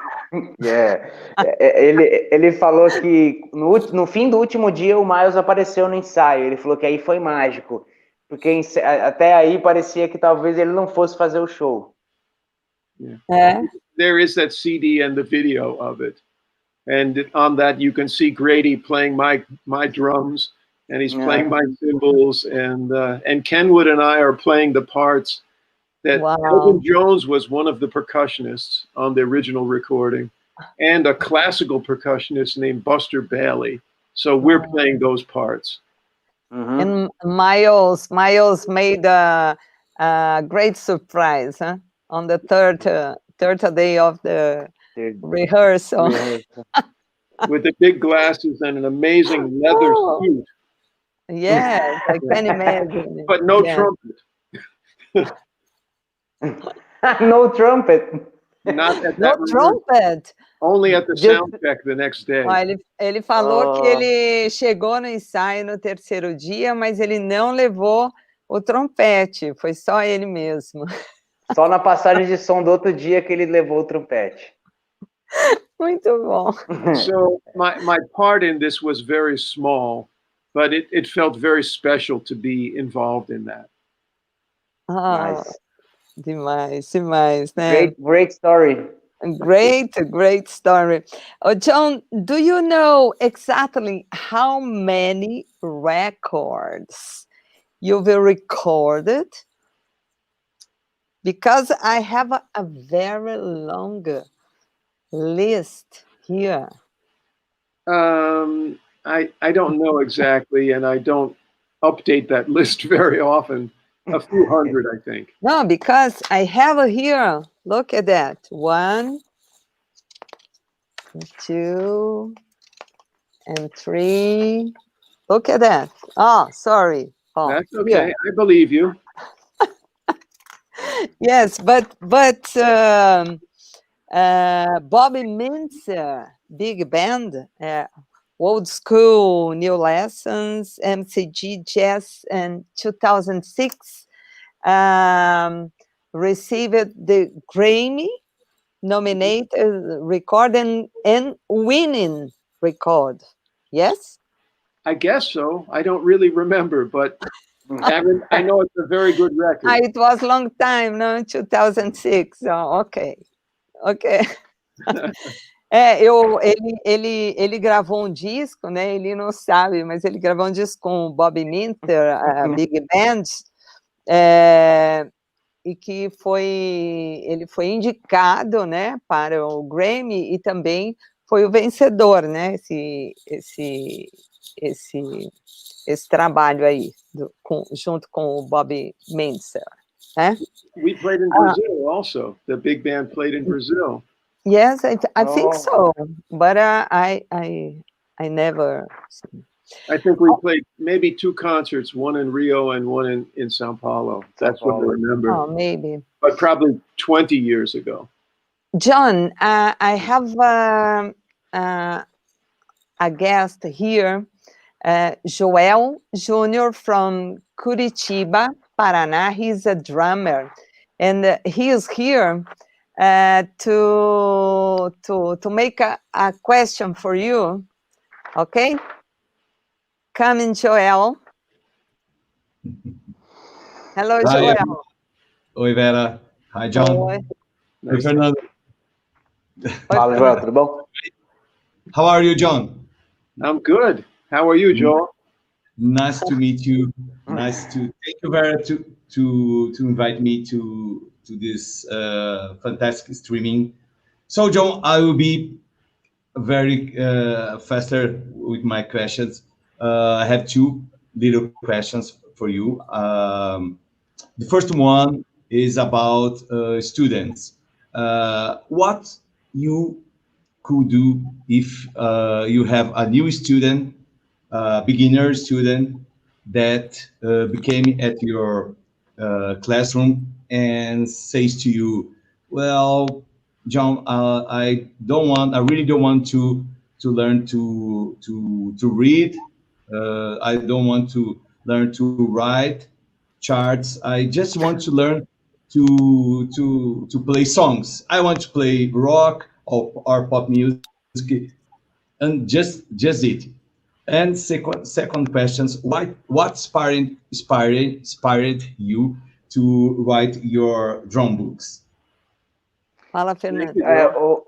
O Joel perguntou para ele como ele lida com um aluno que chega e fala que não quer aprender a ler, não quer escrever, só quer tocar algumas músicas rock e pop. E a segunda pergunta é o que inspirou ele a escrever os livros. Ele tem muitos livros. Well, to be honest, I don't get very many students that are beginners. But still, sometimes I have to wrestle with my students.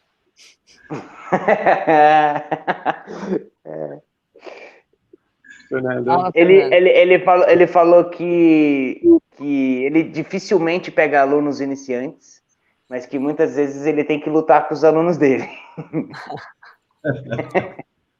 I try to, in terms of reading, I try and ask a student what. I think there's a big advantage to knowing how to read. And the same with reading your language, right? If I want to learn about Chinese history, I can learn about that by asking all my friends what they know. And some of them will have good information and some of them will have bad information, but I won't know which is which. Ele falou que em termos de leitura, quando o aluno fala para ele sobre ler ou não ler e tal, ele fala das vantagens de você ler, que se assemelha muito à vantagem de você ler a sua língua. Por exemplo, ele está dando um exemplo, se você vai estudar a história da China, se você começa a perguntar para os seus amigos o que eles sabem, vai ter gente que vai dar boas informações, vai ter gente que vai dar más informações, mas você não sabe julgar isso. So if I want to get better information, I can get a book by an expert on Chinese history. And agora, se eu quero informações melhores, eu posso ir num livro de um expert em história chinesa e vai ser confiável, né? So this is the advantage of being able to read. You know, with all the drummers giving lessons on YouTube, some of them are excellent, but most of them I'm not so sure about. And if you can get a book by Vera or by Will Coxon or by Steve Smith, these are experts. And so the path to learning the music is straighter and more honest. Ele falou que no momento em que tem muitas aulas no YouTube e que muitas delas são boas, mas a maior parte dessas aulas de YouTube que a gente vê por aí, ele não tem muita certeza do quão é legal. Agora quando você pega livros, por exemplo, da Vera, ou do Will Coxon, Charlie Will Coxon, ou do Steve Smith, ou do John Riley, você corta o caminho e vai direto no caminho que os bons naquilo fizeram já e te mostram aberto, né? Encurta o caminho, né? So one thing I would try to do is show the student something that he can't naturally play and can't easily remember. And then show him a book by David Garibaldi that this thing is in, And if you can understand this, then this opens a big door for you. Ele falou que ele gosta de mostrar coisas para o aluno que ele vai conseguir ouvir, mas que muito provavelmente ele não vai conseguir entender. E aí pega um livro do David Garibaldi que tem aquilo escrito ali, e aí ele vai poder... e aí, assim, se ele não souber ler o que está ali, ele não vai conseguir desenvolver a partir daquilo, né? Foi isso, né? Sometimes the lessons are more about psychology than drumming. Falou que às vezes as lições são mais sobre psicologia do que sobre bateria em si. Yes. Sure. Thank you. Yeah. Thank you. I hope that helps. And in terms of my books, I wasn't really looking to write a book, but I had a student that worked for the Drummers Collective. And this was in in the 80s. And they were beginning to put out videos. And then they wanted to make books to go with their videos. And he asked me to help them transcribe some of these videos, and I did about 20 of them. Whoa, a lot of transcribes. Você quer traduzir, Fernando? And so he had a connection with the company, and he was taking lessons from me, and he said, you know, I like these lessons, and I don't think there's a book like what we're doing. If you write a book, I think I can get the company to put it out. Ele falou que ele tinha um aluno no Drummers Collective que estava fazendo uma série de vídeos e precisava de um livro para esses vídeos e tinha uma série de transcrições para fazer sobre os vídeos. Então o John fez mais de 20 transcrições para esse vídeo e ele estava dando aulas para esse pessoal e eles falaram que o que eles estavam tendo de aula ali com o John não tinha em nenhum outro lugar. Então o John não estava pensando em escrever um livro. Mas aí os caras falaram isso para ele tinha um material já. And I was fortunate that they accepted the book I gave them. It was very interesting because you would think the company would want to see the book and examine it to see if the quality was good. But the only thing they asked me was, what is the title and what is the cover going to look like? Because they were thinking only about marketing. Aí ele falou que quando a companhia que ia supostamente lançar o livro queria fazer uma peneira para saber como é que ia ser o livro, ele achou que os caras iam querer saber do conteúdo, do que tinha lá, e na verdade eles só queriam saber o título e a foto, porque eles estavam mais preocupados com o marketing. A foto da capa, né? Isso. The cover. Yeah. I read that your books are a distillation of your experiences as a student, fan, performer, and teacher of jazz music, right? I think your books are the same. Yeah. Oh, thank you.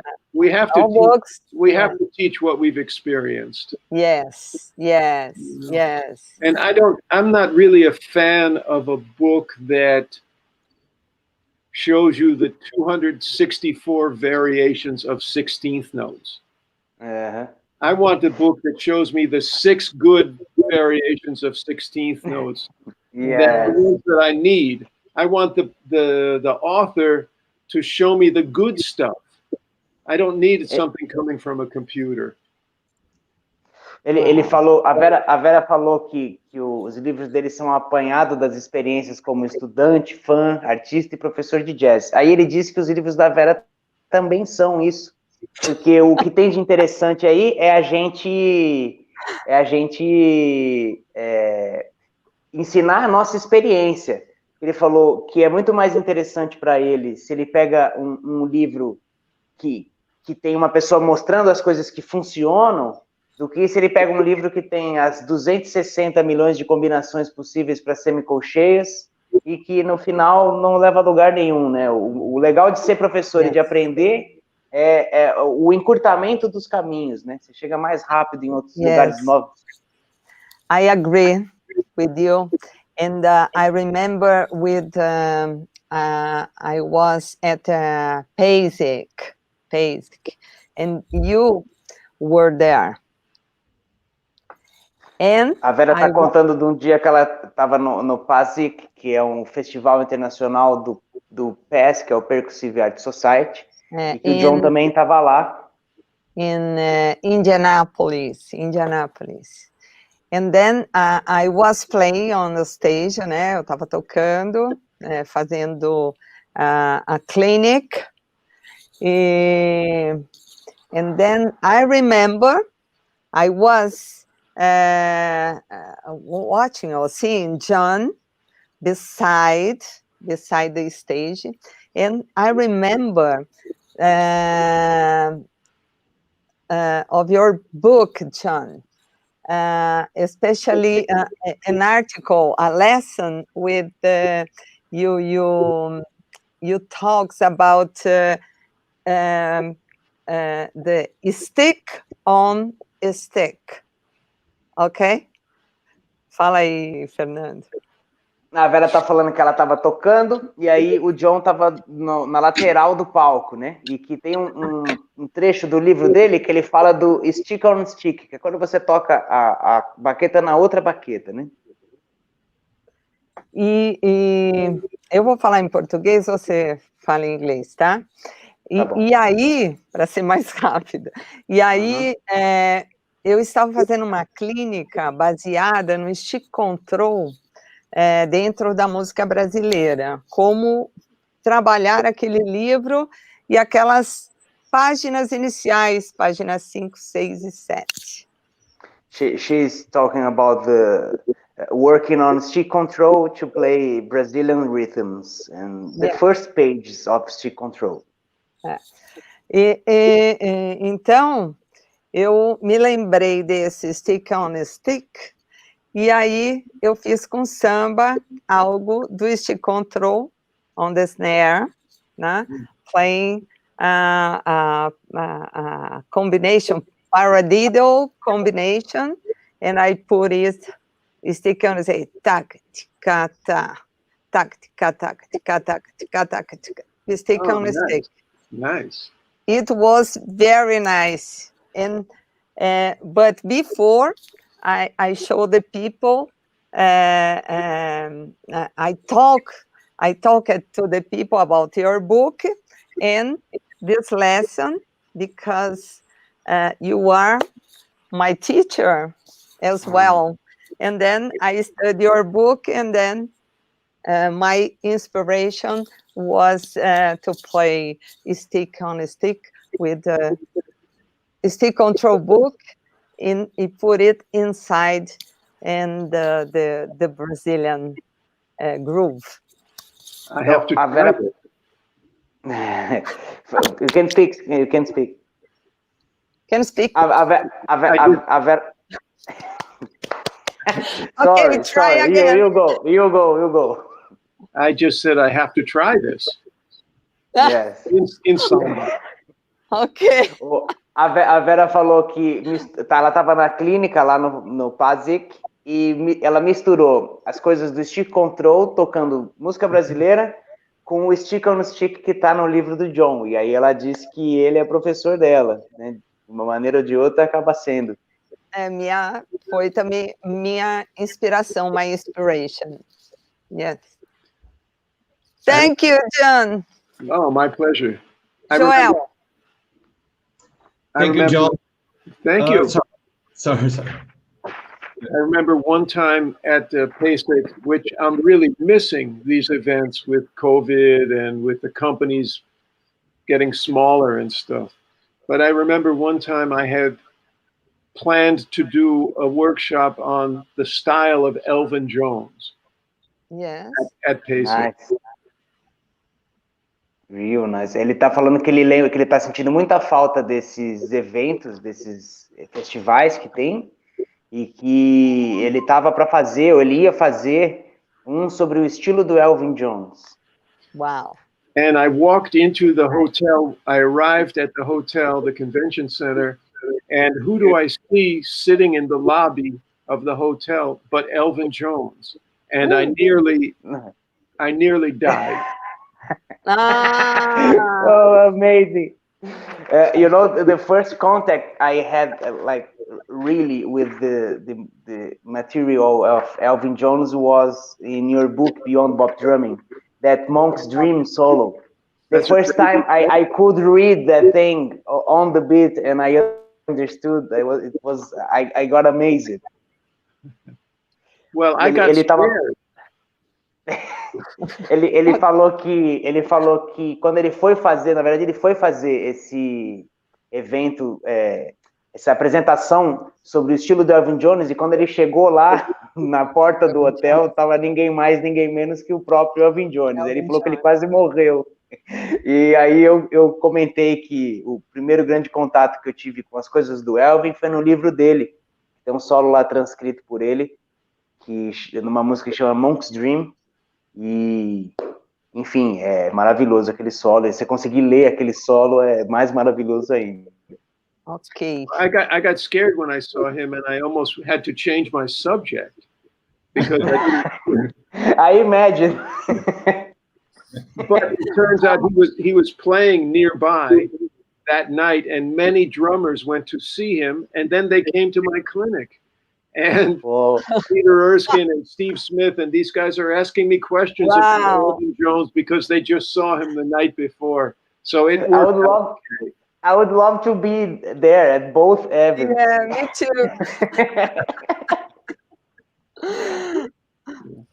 Fala aí, ele falou. Ele falou que foi bom. Fala. Não,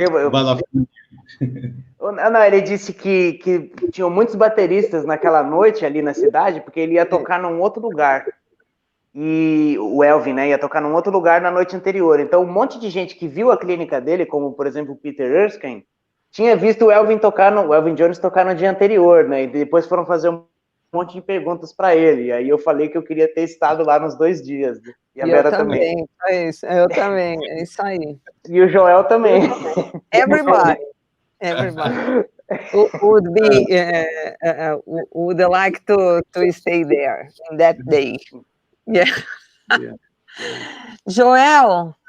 Então, John, I would like to say thank you. I was watching this streaming some minutes before I go in, and I heard that you say about Ken Wood Dennard. I studied with Ken Wood Dennard for about 1 week and 2 hours private lesson. It was incredible. And I have to say that when I was in New York, 2009, I almost contact you to schedule a lesson or maybe 2 hours, but I didn't have time to do this. So sorry. Next time I will do it. I'm glad you're with Kenwood. Oh, sorry. I watched the Knut Dennard video, and he was playing drums with the right hand, and with his left hand playing a keyboard and singing funky number one. The funky number one. It was fantastic. It's a long time ago.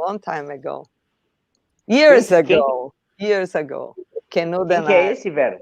Knut Dennard. Yes. Joel, see you. Thank you.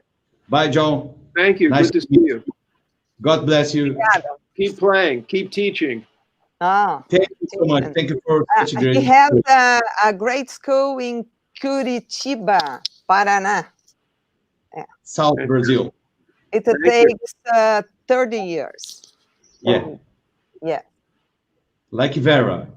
Like Vera. Me. Yes. Vera is my inspiration too. You three are my inspiration. Yeah. You drummers are all my inspiration. Thank you. God bless you. Thank you. Ciao, Joel. God bless you. Ciao. Ciao, Joel. Ciao. So we have 2 more drummers they want to ask something to you, okay? Bruno Tesseli, great drummer from Brazil. Come in. Oh, Bruno Tesseli. Oi, Bruno. Hey, Bruno. O mic tá mutado aí, Bruno. Aí. Alô, alô, alô, estão ouvindo? Tá bom, sim. Hello, John. Sim. E aí, Fernandinho, tudo bem? Vera? E aí, Bom, mano? tudo bem, John? Beleza? Obrigado pelo convite, Bom, Vera. imagina. É um prazer e uma honra aí falar com o John e com vocês. Falar contigo, Vera, meu amigão aí, Fernandinho Amaro, na parada. Tá demais o papo. Eu não Aí, sei se eu já faço a pergunta então. pro John, então. Então, traduz o que você falou aí. Oh, so I was just saying it's an honor and a pleasure to be here with you guys, with you, a great teacher and player that inspires everybody around the world. And Fernando Amaro is a big friend of mine. And Vera, I thanked her for her invitation. So it's a pleasure for me to be here talking to you. Thank you. My pleasure. Okay, so Vera asked me to come to ask a question. And I want to ask you about kind of the time relationship between the drummer and the other members in the band. And especially the thing that I'm seeking and trying to find the right way to place it is like, it seems to have like two sides of how to do the things. Like one would be really try to stay solid and kind of believe that you are the beat and let the other guys stay around you and lock in with you. And maybe another way of playing would be a way that is kind of easier for me or more natural to me, is like really listening to everybody and be more fluid, more kind of around and flexible. But from the days, like the years passing, for me it feels like listening to recordings back when I'm playing. Maybe I'm starting to realize, and that's what I want to ask you, if you think, because for me it starts to feel like the first option results in a better result. Like if you really believe in that you are right and playing right and solid, and the other guys will naturally gravitate to the kind of right beat or anything. What do you think about that? Wow. Just to translate. O Bruno perguntou da relação entre o beat, os músicos e o baterista. E ele acredita que tem dois jeitos de lidar com isso. Uma é você assumir que você é o beat e deixar as pessoas gravitacionarem em torno de você e eles vão ou casar com você ou tal. Ou ser flexível, e ao invés de impor um beat, você vai com a galera, né? É isso, né, Bruno? É isso aí, perfeito, Fernandinho, obrigado. E aí ele perguntou como que o John, o que ele acha disso e como ele se comporta, né? Tipo isso aí, o que ele acha que funciona mais, né? My turn? That's it, John. Yeah. Your turn. Please. Well, thank you for such an easy question. I'm sorry. But that's what we need from you. I remember once I was at a clinic with Steve Gadd, and someone asked Steve Gadd, do you play on the top of the beat or the bottom of the beat, or where are you feeling the time? And Steve said, I'm just trying to find the middle of the beat. Yeah. And so sometimes we think too much about the top and the bottom. But what you're bringing up an interesting point, and it seems like funk drummers and a lot of more modern jazz drummers play with very rigid time, almost like a dictator.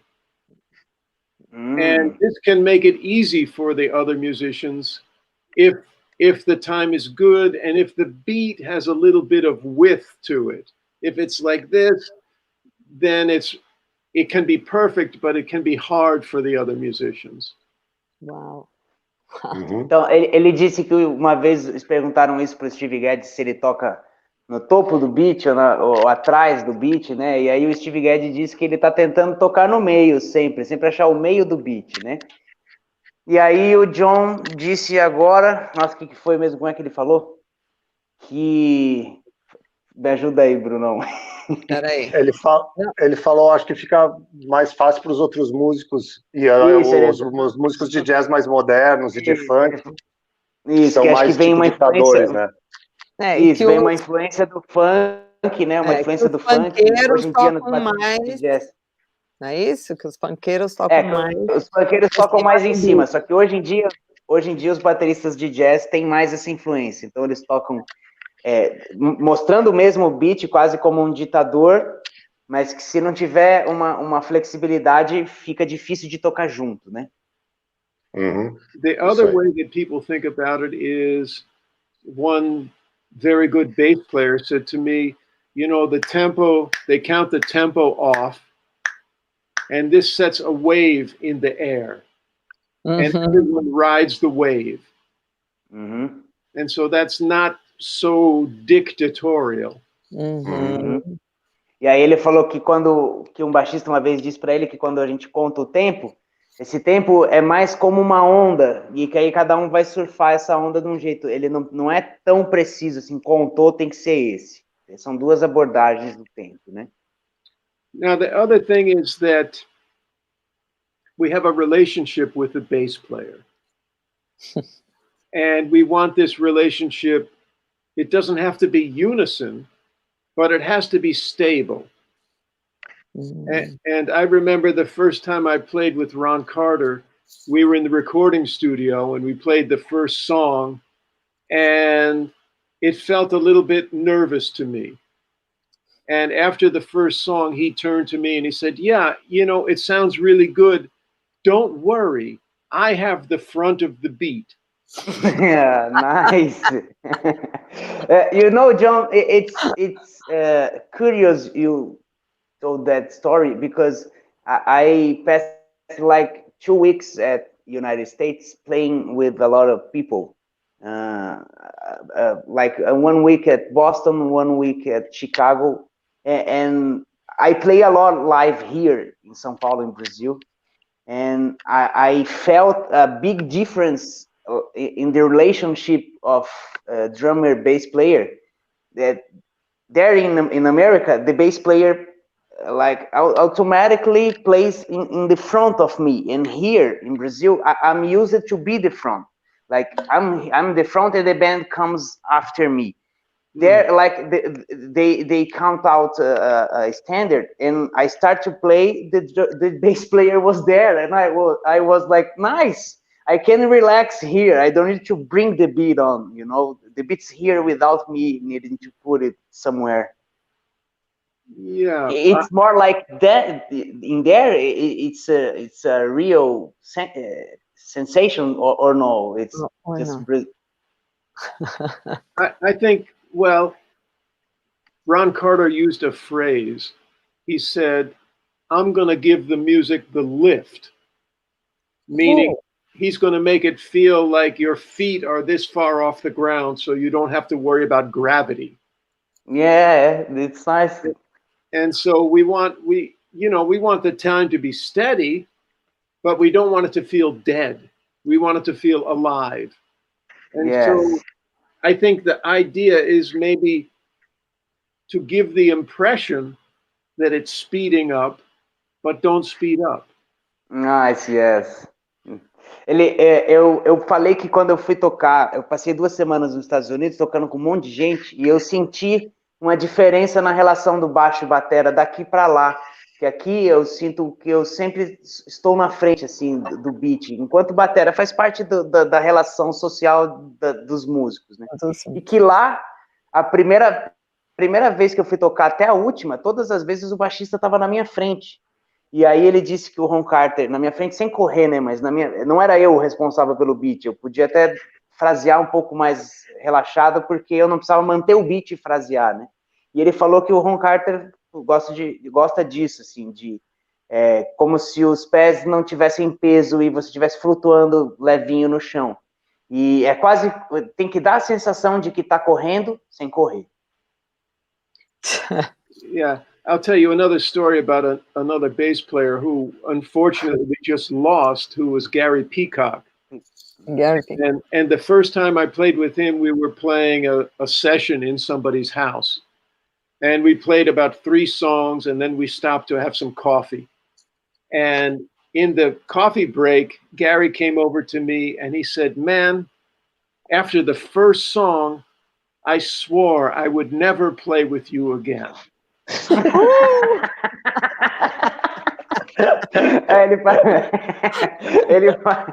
Ele falou que ele foi fazer uma vez uma sessão numa casa de alguém, de algum amigo, e ele foi tocar com um grande baixista que acabou de deixar aqui a terra, que é o Gary Peacock. E que o Gary disse para ele, eles tocaram 3 músicas e foram tomar um café. E que aí o Gary falou que depois da primeira música ele jurou que nunca mais ia tocar com ele. He said, "It sounded like you had both your hands around my neck and you were holding me on the ground."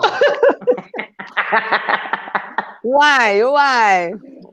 Because he likes to play ahead of the drummer. And I was keeping the tempo from speeding up. But then he said, by the 3rd song, we figured out how to play together. And that's what's important. Ele falou, desculpa, ele falou que o Gary Peacock gostava de tocar na frente do baterista e que ele estava segurando o beat, então o Gary Peacock disse para ele que era mais ou menos como se ele estivesse tocando com as 2 mãos no pescoço do Gary Peacock, e que depois até a terceira música eles acharam um jeito de tocar juntos. Wow, great. He told me a story about the first time he played with Philly Joe Jones. Wow. And Philly Joe Jones likes to play ahead of the bass player, and Gary likes to play ahead of the drummer. So the first song started here, and it finished here. And the next song started here, and finished here. And the whole night went like that. And Gary said after the gig, Joe came over to him and shook his hand and says, "Sounds really good. I guess we won't be working together again."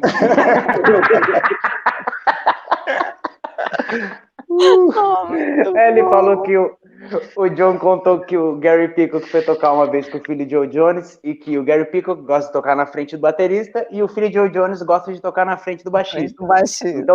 Então todas as músicas começavam num beat e terminavam mais rápida, e começava num beat e terminava mais rápida, e no final da noite o Philly Joe Jones falou para ele: "Muito legal, a gente soa muito bem, mas acho que a gente nunca mais vai trabalhar junto."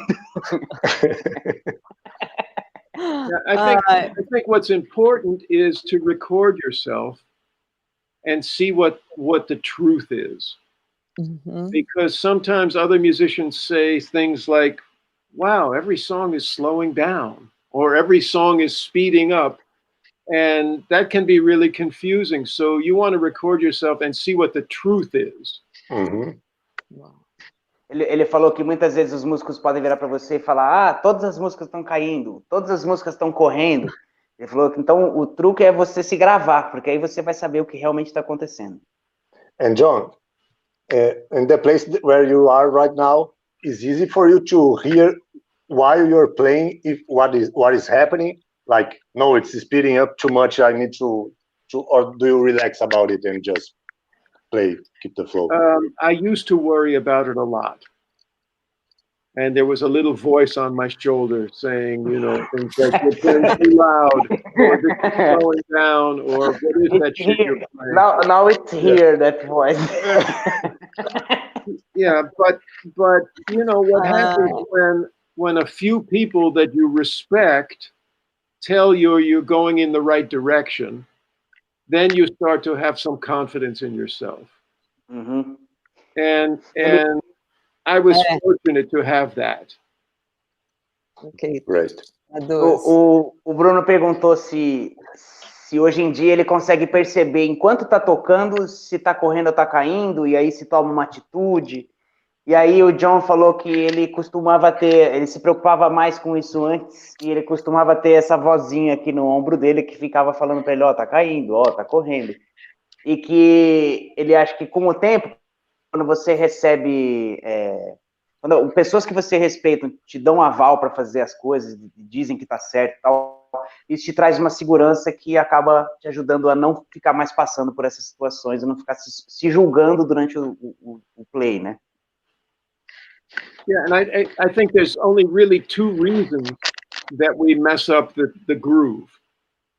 One is that we try and play something that we don't have control over.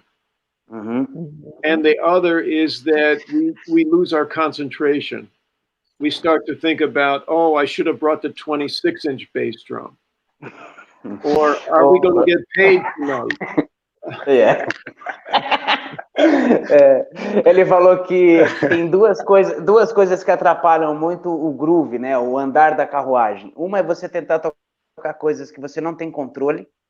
E a outra é falta de concentração, né? Ele disse, deveria ter trazido o bumbo de 26, será que eu vou ser pago hoje? Esse tipo de coisa faz estragar o groove, né? Desviar, né? Desviar o pensamento, né? Para outra coisa, né? So I'm always looking to practice things that challenge those two things, that challenge my coordination and my concentration. Yes, Great. Yes, great.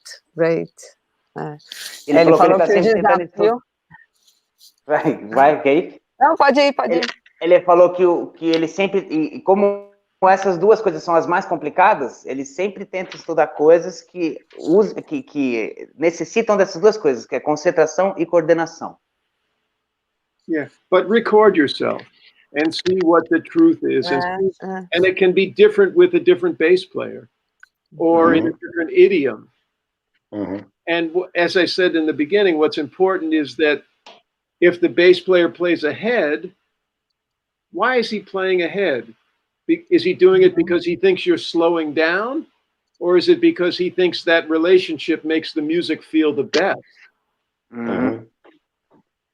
Ele falou que quando o baixista estiver tocando para frente, por exemplo, você perceber isso e se perguntar por que será que ele está tocando para frente? Porque eu estou caindo?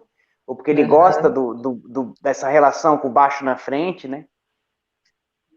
I heard someone say one time, what do you do if the bass player is dragging? And he said the only solution is to play even slower than him, so he figures out that.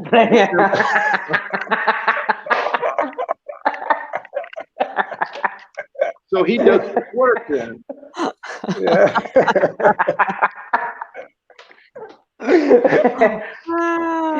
That's very good. I will do this next time. I'll try. Ele falou que o melhor jeito para você lidar com um baixista que tá puxando para trás é você puxar mais para trás ainda que ele, que aí o trabalho vai ficar todo com ele e ele puxa para frente. Sounds great. Thank you. I hope that helped. Yes, man, it was really, really great. A lifetime lesson, man. Thank you very much. Do I have time, Vera, for just a little one? Yes. Just really simpler.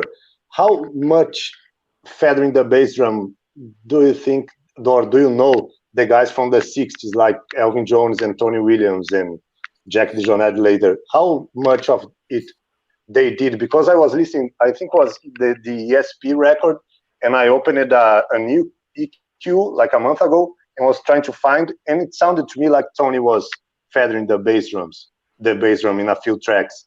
Is that right? Or listen to the song Dolores. And get to the saxophone solo and take one headphone off and you hear only the drums.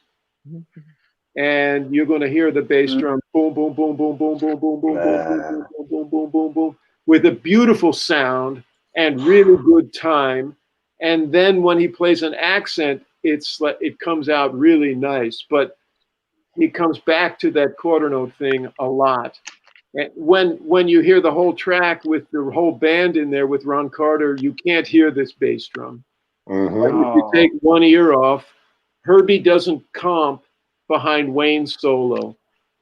And so you almost only hear, and the bass is in the same side as Wayne. So on one side, you have almost only drums. And Nice. he's definitely doing it. Great, man.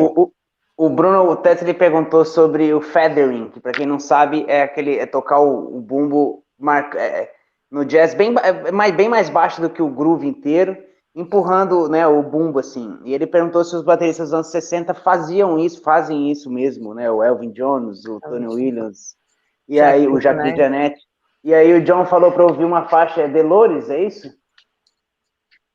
E que nessa faixa, se você tira um fone e ouve só de um lado tá o baixo, tá o Ron Carter e o Wayne Shorter, aí você tira e do outro lado dá para você ouvir bem o Tony Williams e dá para ouvir ele feathering o bass drum. Wow. I'm not so sure about Elvin.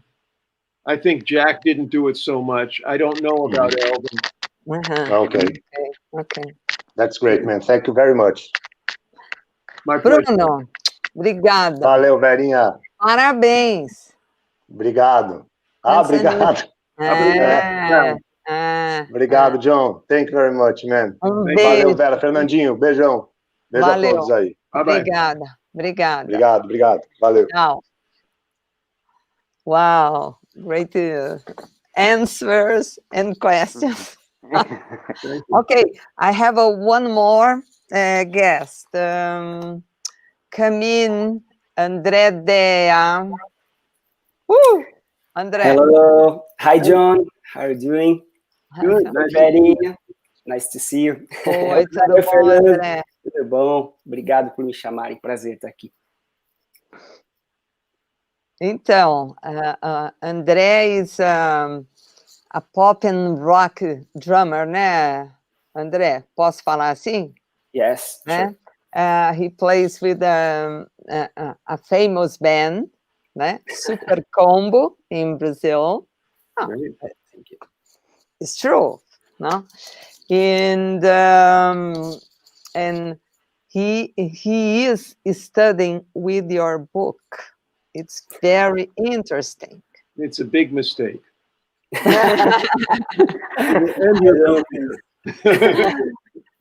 Pessoal, apresentei o André, para quem não conhece, André Deda, toca atualmente na Super Combo, aí, mas tem todo um trabalho, né, que vem aí com muitas bandas, né, André? E é muito legal, André, porque ele está estudando também o livro do John, né? E todas aquelas coisas bacanas que a gente fala, que é a dinâmica, dynamics, things like that, important things like that. Né? And then, André. So, John, I saw an interview from you to Cosa Music, where you talked about the importance of being on the road, playing live to different audiences, different cities, different places to learn music and to develop creativity and also as a musician. So the question is, how do you think we as drummers can keep pushing our creativity and keeping ourselves inspired during the pandemic, where we're not able to perform live and even to play and share music with other musicians? What kind of things do you think we can study or even do to minimize this lack of playing live and being on the road? O André falou que viu um vídeo do John e que ele falava sobre a importância de tocar ao vivo e de viajar e de excursionar, né, e tocar com outros músicos. E aí a pergunta do Deia é como continuar se estimulando para fazer isso durante a pandemia, em que tocar com outros músicos ficou difícil ou quase não aconteceu durante um bom tempo, agora ainda é espaçado. Né? Como se manter inspirado durante a pandemia sem poder tocar com outros músicos.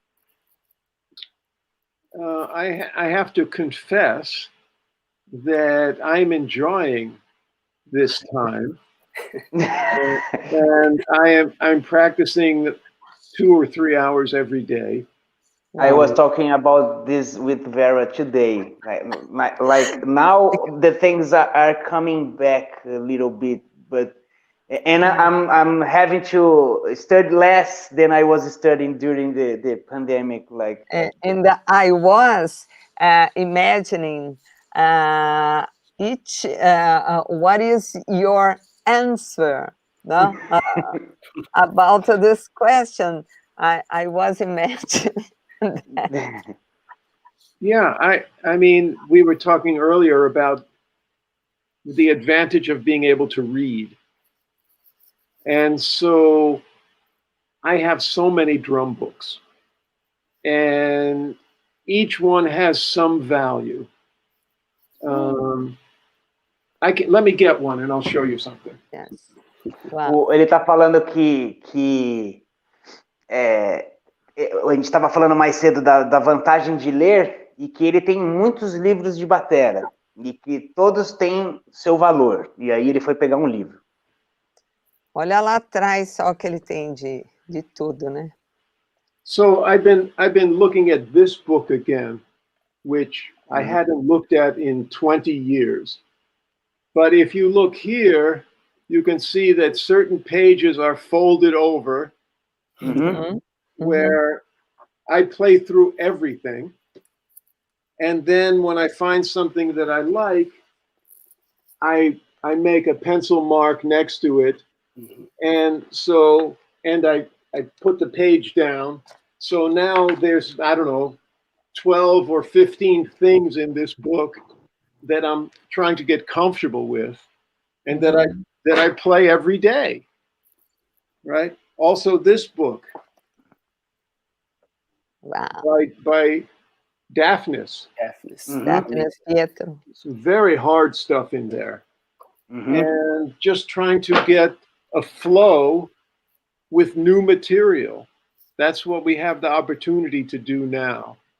And it can be material kind of in the style of music you play, or you can be looking at Matt Garska, or you know, some of these really technical players and steal some ideas from them. And I think that's what we need to do. At least that's what I'm doing. O John tá falando que com a vantagem da leitura e com a quantidade de livros de bateria que tem, o que ele fez durante a pandemia para se manter inspirado foi pegar livros que ele não olhava há mais de 20 anos. Ele falou que dava para reparar ali nas páginas dobradas, que é o quê? Ele acha o material, uma coisa que ele gostou numa página, ele dobra ela lá, faz a anotação e estuda aquilo todo dia, até que ele fique confortável com aquilo. Aí ele pegou um outro livro ali do Daphnis Pietro, que é um baterista, mora nos Estados Unidos, mas acho que é cubano, né? He's Cuban, Daphnis is from Cuba. Cuban, yeah. E aí que tem um monte de coisa difícil, eu imagino, deve ter coisa de clave e tal. Então ele fala, seja da sua área, seja de outras áreas, seja seja do tipo de música que você toca, seja de outros tipos de música, seja para pegar umas frases de uns caras muito bons, estudar, né? And so I'm looking at jazz, of course, but I'm also in communication with Virgil Donati, and he sent me some things to practice. And so it's just about trying to stay positive and trying to keep growing. And it's not so hard. If you're curious, you can find plenty of things that are challenging and fun and enriching at the same time. Sorry, Fernando, as you said in the beginning, we're like a community and can share things, right? With one another. That's amazing. Yeah, I mean, I'm stealing from Vera and from Edu and from Ramon and from there's a Pandero player who played some stuff at Acosa. What's his name? Douglas Marcos. Marcos Suzano. Não, é brasileiro que mora aí, eu sei quem é. Anyway, he was playing this combination of parts that inspired me to try and put them together on the drum set. You don't have to look far. Yeah. Right? Depends how hungry you are. Yeah. Oh, very good, very good. Yeah. Legal, né? I think maybe if you never listened to James Brown music, Wow. learn some of those grooves. And because it's not so far from what you're doing. Uhum. Ele falou, por exemplo, se você nunca ouviu músicas do James Brown e tal, vai lá e ouve e tira, porque aí não é tão longe, às vezes, do que você mesmo faz, né? No caso do pop e do rock. I mean, look at this wall. Yes, behind you. That I listen to. I talked about. Sure. Yes. So, you know, it's like if you eat a hamburger every day, it gets pretty tiring. After a while, you don't taste anything. Yeah. But if you have a hamburger and then you have some sushi and then you have mofongo, and you know, then everything starts to have some importance. Sure. Legal. Amazing. Thank you. Ou Fernando. ele falou, se você come hambúrguer todo dia, uma hora o hambúrguer perde o gosto, você nem gosta mais daquilo. Mas se você comer um dia hambúrguer, no outro dia sushi, no outro dia macarrão, e assim você vai variando, você nunca se cansa de nenhum, né? Ele tá falando isso em relação a estudar várias coisas, né? Muito bom. E se manter interessado. Sim. É isso. É isso. É isso. Thank you. That's it.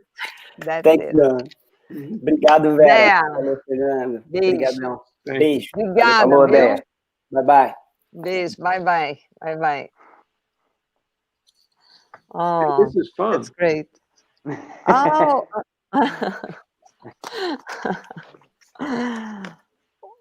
Fernando, talk to John about that day at Batuka 2010. That time was very intense for me because I was like beginning my professional life and I was like meeting a lot of new people and new musicians, and all happened together with the Batuka that year. And I wrote something here just to not lose my flow and try to translate, but I would talk about that 3 days, the 2 days at 2010. And it's nice that you started this streaming talking about the community thing, and we feed each other, because with your books and I will tell probably things that you don't remember as well as me, but things that fed me a lot and that I carry with me until today. So on that weekend, I would not only pay a tribute to you, but meet you and see you play with a trio that weekend. I don't know if you remember. And on the first night, you played with Eric Escobar on key, and Chico Wilcox on bass. And on that show, 2 things happened that kind of shaped who I am today.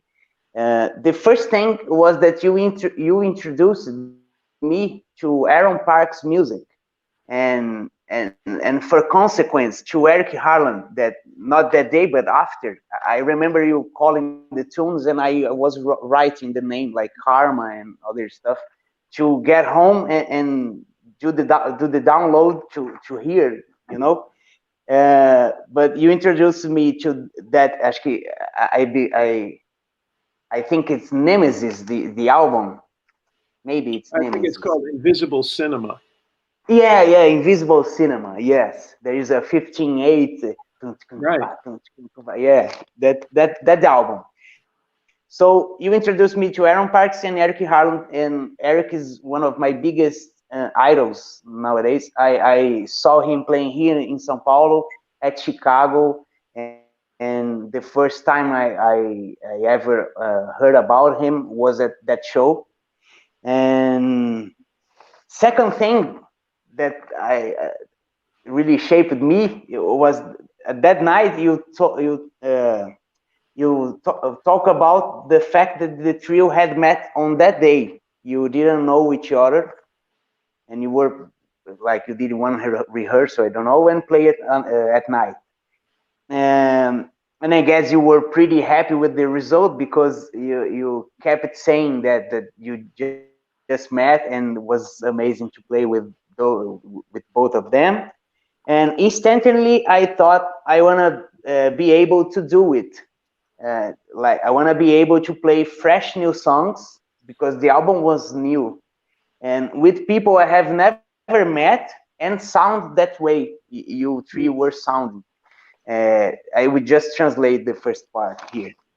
Eu eu tô contando que eu conheci o John no Batuka 2010 e que foi muito importante para mim, assim. Que você tocou, né, também. Que eu toquei também, exato. E foi muito importante para mim, porque era o começo da minha carreira, assim, eu já tocava há um tempo, mas profissionalmente mesmo ali estava começando tudo, assim, trabalho e tal. Eu fui tocar no Batuka e conheci o John Riley. E na primeira noite, ele se apresentou 2 noites, foi a sexta um show e no sábado workshop. E na sexta ele tocou de trio com o Eric Escobar e o Chico e o Cox. E eu falei que ele meio que já moldou, aquela noite moldou muito do que eu sou hoje em dia como músico. Uma das primeiras coisas foi que ele me apresentou pro disco do Aaron Parks, que é um pianista, e consequentemente pro baterista que gravou o disco, que é o Eric Harland, que eu sou muito fã. Então já agradeci ele por ter, naquele dia, me apresentado 2 músicos que eu adoro, que é o Aaron Parks e o Eric Harland. E a outra coisa foi que ele e o trio tinham se conhecido naquele dia. E ele falou isso no palco, e eu lembro que ele estava feliz com o som que estava rolando, com nenhum ensaio praticamente, né? Só se viram no dia. E eu na hora pensei, putz, eu quero conseguir fazer isso, eu quero conseguir encontrar pessoas que eu nunca vi na minha vida para tocar músicas que a gente nunca tocou junto e soar daquela maneira que estava soando. Na verdade, né, Fernando, eu escolhi os músicos, eu escolhi o Chico, o Will Cox e o Eric Escobar para tocarem com ele. Fiz essa ponte antes, não? Before you come, né? I talked to you about the bass player and piano player, né? Right? Yes, and you gave me exceptional young players. Really great ones. Yes. A Vera falou que ela que fez a mediação do trio para ver quem tocava com o John, e o John agradeceu que ela mandou músicos maravilhosos para ele. On the next day of the show, I would perform after your workshop, but at the sound check, Vera introduced us. I already knew you, but you didn't know me. And at this conversation, the sound check, I told you I was going to play out in the open. And I told you about how hard it was to build my technique to last the whole tune. It's kind of 300 BPM, so it was really hard. And I remember you asked me to show you how I was doing that. And at that time, I really used the wrist to play, but only the wrist. And I was playing the 300 with the wrist. It was kind of hard, you know. The stick was hard. And you watched that, you saw that, and you talk about the rebound. And let the stick do the job, not my wrist do the entire job. And I tried to do that on that moment, but I couldn't do right. And you told, do your way today, but if you will promise me you are going to study this thing. And I really studied. I still studied it. And that's another thing that really shaped it, because I studied with the left hand and the right hand, and that thing with the rebound, I knew it, but not in the way you showed me, you know. When I saw you doing it in front of me, it was kind of I don't know how I understand something I wasn't understanding until that. So, I will translate. It's too long, John. Eu falei que no dia seguinte eu ia tocar depois do workshop dele e que na passagem de som a Vera apresentou a gente e eu comentei com ele que eu ia tocar uma música dele que chama Out in the Open e que é uma música super rápida e que foi difícil e falei para ele que tinha sido difícil conseguir tocar ela até o fim porque exigia demais e tal. E aí ele pediu para ver minha técnica de mão. It was a challenge because I said to him, you need to play the 300 BPM to John. And then it was a challenge. So foi desafio que eu joguei para ele. É isso mesmo, Duvido que você toca no 300. Aí eu cheguei tocando do jeito, eu estudei e estava tocando do meu jeito, que era com o pulso e tal. E ali na hora o John pediu para eu mostrar para ele, eu mostrei, aí ele falou, tenta desse outro jeito aqui, que é com o rebote, abrindo a mão e tal. Aí ele fez. E eu, obviamente, não consegui fazer na hora. Aí ele falou, você vai fazer do seu jeito hoje, mas você vai prometer para mim que você vai estudar para fazer do jeito que eu tô te mostrando, né? Wow. A lot of things. Foi isso, Fernando. E aí você tocou. No, there is more. The other thing was that while I was playing, you came at the stage, and I was really nervous with the situation. But once you got behind me at the stage, I got calm, and I could play, and it was a really nice support and kind of a lesson of humility, because like you don't know me, and it was really nice to have you like giving me support while I was playing your song. It was a lesson of, I don't know, humanity too, and the other thing, and the last thing I could talk about a lot, because your books have shaped my play. I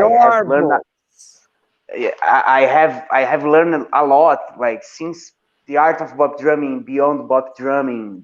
There's so much material, and the standards time. I saw you at the Jeff Watts workshop a few days ago, and he talked about that autumn leaves that I saw written the first time at your book. So it's amazing. And the last thing I remember on that weekend is you talking about building a comp with brushes, with the snare off, and after when things start to get hotter, the snare on. So thank you, really thank you, because you were very important. Fernando. I think that's it. That's my story. Well, thank you so much. I didn't realize I had that impact on you, but it's very nice to meet you again. And I hope it was all a positive experience. So thank you. It was Thanks for sharing that. It's a pleasure for me. Yeah. And about your books, your precious books. John, I love your books. Oh, thank you. Me and a lot of people, something talking about your books. All people here on the chat. Yes. John, you are the best. And I love your books. Good night. Hello, John, I love your books. José Miguel Altamirano. Okay. Me too. I love your books. And I study your books. I give your books to my students. No? And I try to do my best. no? Using your books, yes. But all things you write in your books, your comments, are definitely the words, the tests are very important. I would like to talk about the session. I guess it's competition at the Art of Bop Drumming. Yes. You talk about the age of Stevie Gadd and Tony Williams. That text, it's amazing. It's I once in a month I go there and read again, just to put things like to calm down, you know, not rushing things. Que tem um texto no livro do John Riley que fala sobre o Stevie Gadd e o Tony Williams terem nascido no mesmo ano. E o Stevie Gadd foi fazer a primeira gravação importante e tocar por aí com 30 anos de idade. E o Tony Williams, com 17, já estava tocando com Miles Davis. Então, se o Stevie Gadd, com 17 anos, tivesse olhado para o Tony Williams e falado, putz, o cara tá tocando com Miles Davis, isso aqui não é para mim, a gente não ia ter o Stevie Gadd. Então, para ir com calma, que cada um tem o seu próprio tempo. Yeah. Evaristo, stay here, and so much information and great memories. Thanks, friends. Okay, Evaristo. Yeah. Evaristo. So, John, the Beyond Bop Drumming, me ajuda aí, Fernando. The Art of Bop Drumming. Beyond Bop Drumming. Yeah. Aí é o Jazz Drummers Workshops. And the Master Drummer.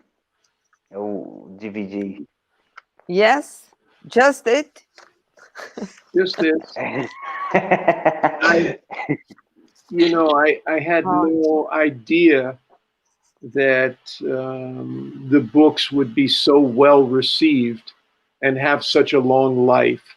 And so I'm grateful and flattered by everyone that is using this information, and I'm happy that you find it of value, because it's not my information. You know, I just assembled the truth that I learned from older musicians. You gathered well. But you worried, né? Se preocupou, né, Fernando? Fala para ele. Em pegar essas coisas, né? To catch all information, to put in your books and write to give for all of us. No, it's a gift. A gift. A gift of lots of work. No, yes, but it's very good. At this time, it's very good. Great. To have lots of work. It's very good. Yes. Always. No. Yeah. Because the life is like that. Learning every day.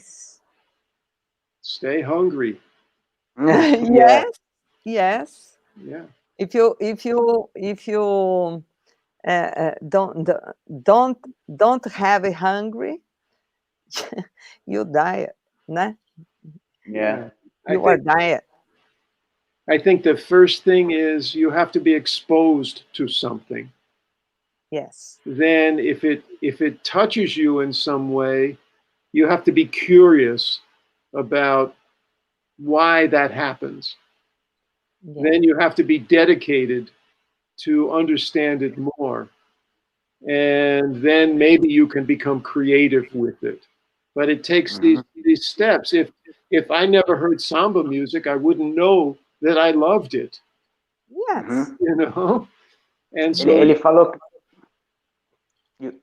falou que primeiro você é apresentado a uma coisa, depois se aquilo te toca e você tem curiosidade, você vai entender por que aquilo te tocou. Depois, um terceiro momento é você aprender a fazer aquilo. E aí, depois, um quarto momento seria você criar com aquilo, né? Mas ele disse que é importante você respeitar todos os estágios. Yeah. And it's the same with anything. if you want to learn how to cook or fly an airplane. If you never saw an airplane, you wouldn't know. Yes. E ele falou a mesma coisa com um avião ou com cozinhar. Se você nunca viu um avião, você não vai saber. É sempre esse mesmo caminho com qualquer coisa da vida, né? É isso que you teach things like that for us. Thank you. It's very simple. You too. And I want to hear Fernando play. Yeah. Behind Fernando. I will send you something. Please do. Yeah. Okay, John. I would like to thank you very much for this wonderful time you spent with us. And for me, it was very special to have you here. And when you come to the Batuka in person, it was fantastic. I thanks Evaristo to introduce you to me. I had my birthday in Tampico, Mexico, with you and Evaristo and Zorro as well. I remember. Zorro was there, and I'm luck person. Thank you very much. Well, I'm really happy to discuss music and to share all of this stuff. And I hope we can meet in person sometime again. But in the meantime, keep listening, keep practicing, keep pushing yourself. And because I'm trying to do that too. I'm always discovering things that I can't play. and you know, after 30 minutes, it starts to maybe come together. I have this sensation when I'm trying to play something new that my brain is turning in my head and everything is out of focus. And as it gets a little more comfortable, it kind of, and then, okay, now I have it. And I think I was trying. It's that. During the pandemic, I was trying to play that Henry Cole things with Miguel Zenon's big band, you know, 5/7 and stuff, 9/7/5, and it's really the brain really turns in the head. Wow. Do you have the charts? Yeah, I have. They're really fantastic. Miguel is crazy. Yes. But beautiful. Beautiful. The big band sounds amazing. Ok, sorry. Pessoal, eu queria falar um pouquinho para vocês, o Fernando traduz para ele, da importância que é uma pessoa como ele, que está aqui com a gente, dando esse tempo dele de falar coisas incríveis para a gente, experiências dele, e que ele é um professor incrível, escreveu tudo isso, está deixando tudo isso escrito para a gente, né, um legado que ele tem, e eu sou muito feliz, assim, por ter os livros dele, por estudar os livros dele e aprender todos os dias com ele, com outros também, mas com ele especificamente, porque eu gosto muito da maneira como ele expõe, né, tudo que ele sabe, que ele faz, nossa, é demais, sabe? E o tempo dele, a seriedade, o foco e essa preocupação em deixar esse material para a gente, olha, é só uma pessoa grande como o John é para a gente aí. Então, eu queria agradecer vocês que estão aí até essa hora, né, que o pessoal fala para mim, é coisa de louco. Outro dia me falar, o quê? Live às 10 horas da noite? Coisa de louco. Mas estamos aqui. she told us about your legacy, the work you do.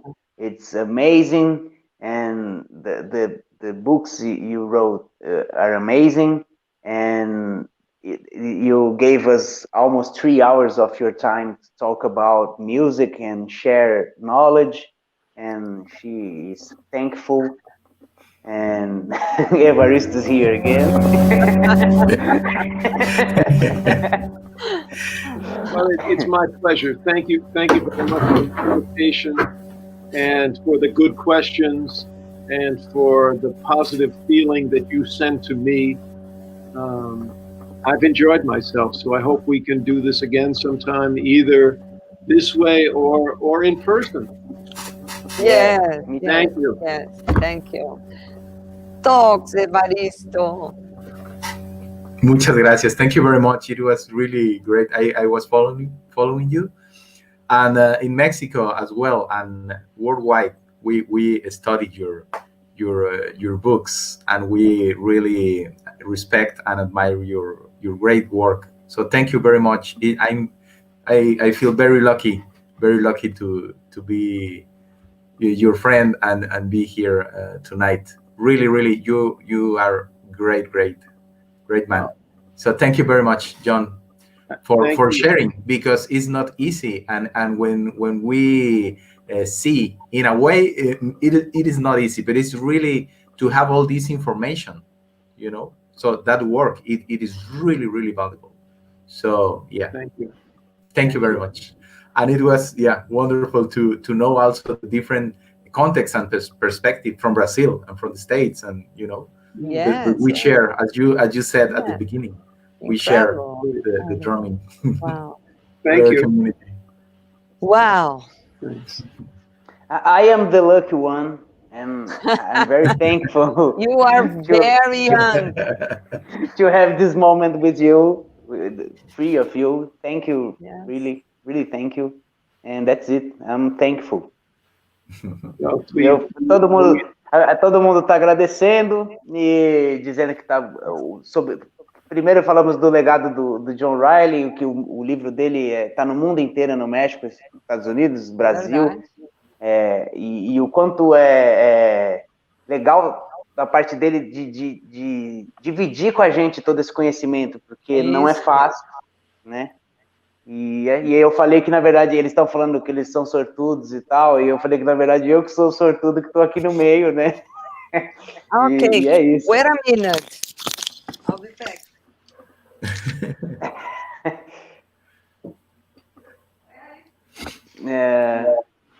And that's it. I don't know where Vera is. And okay. It's an interesting, I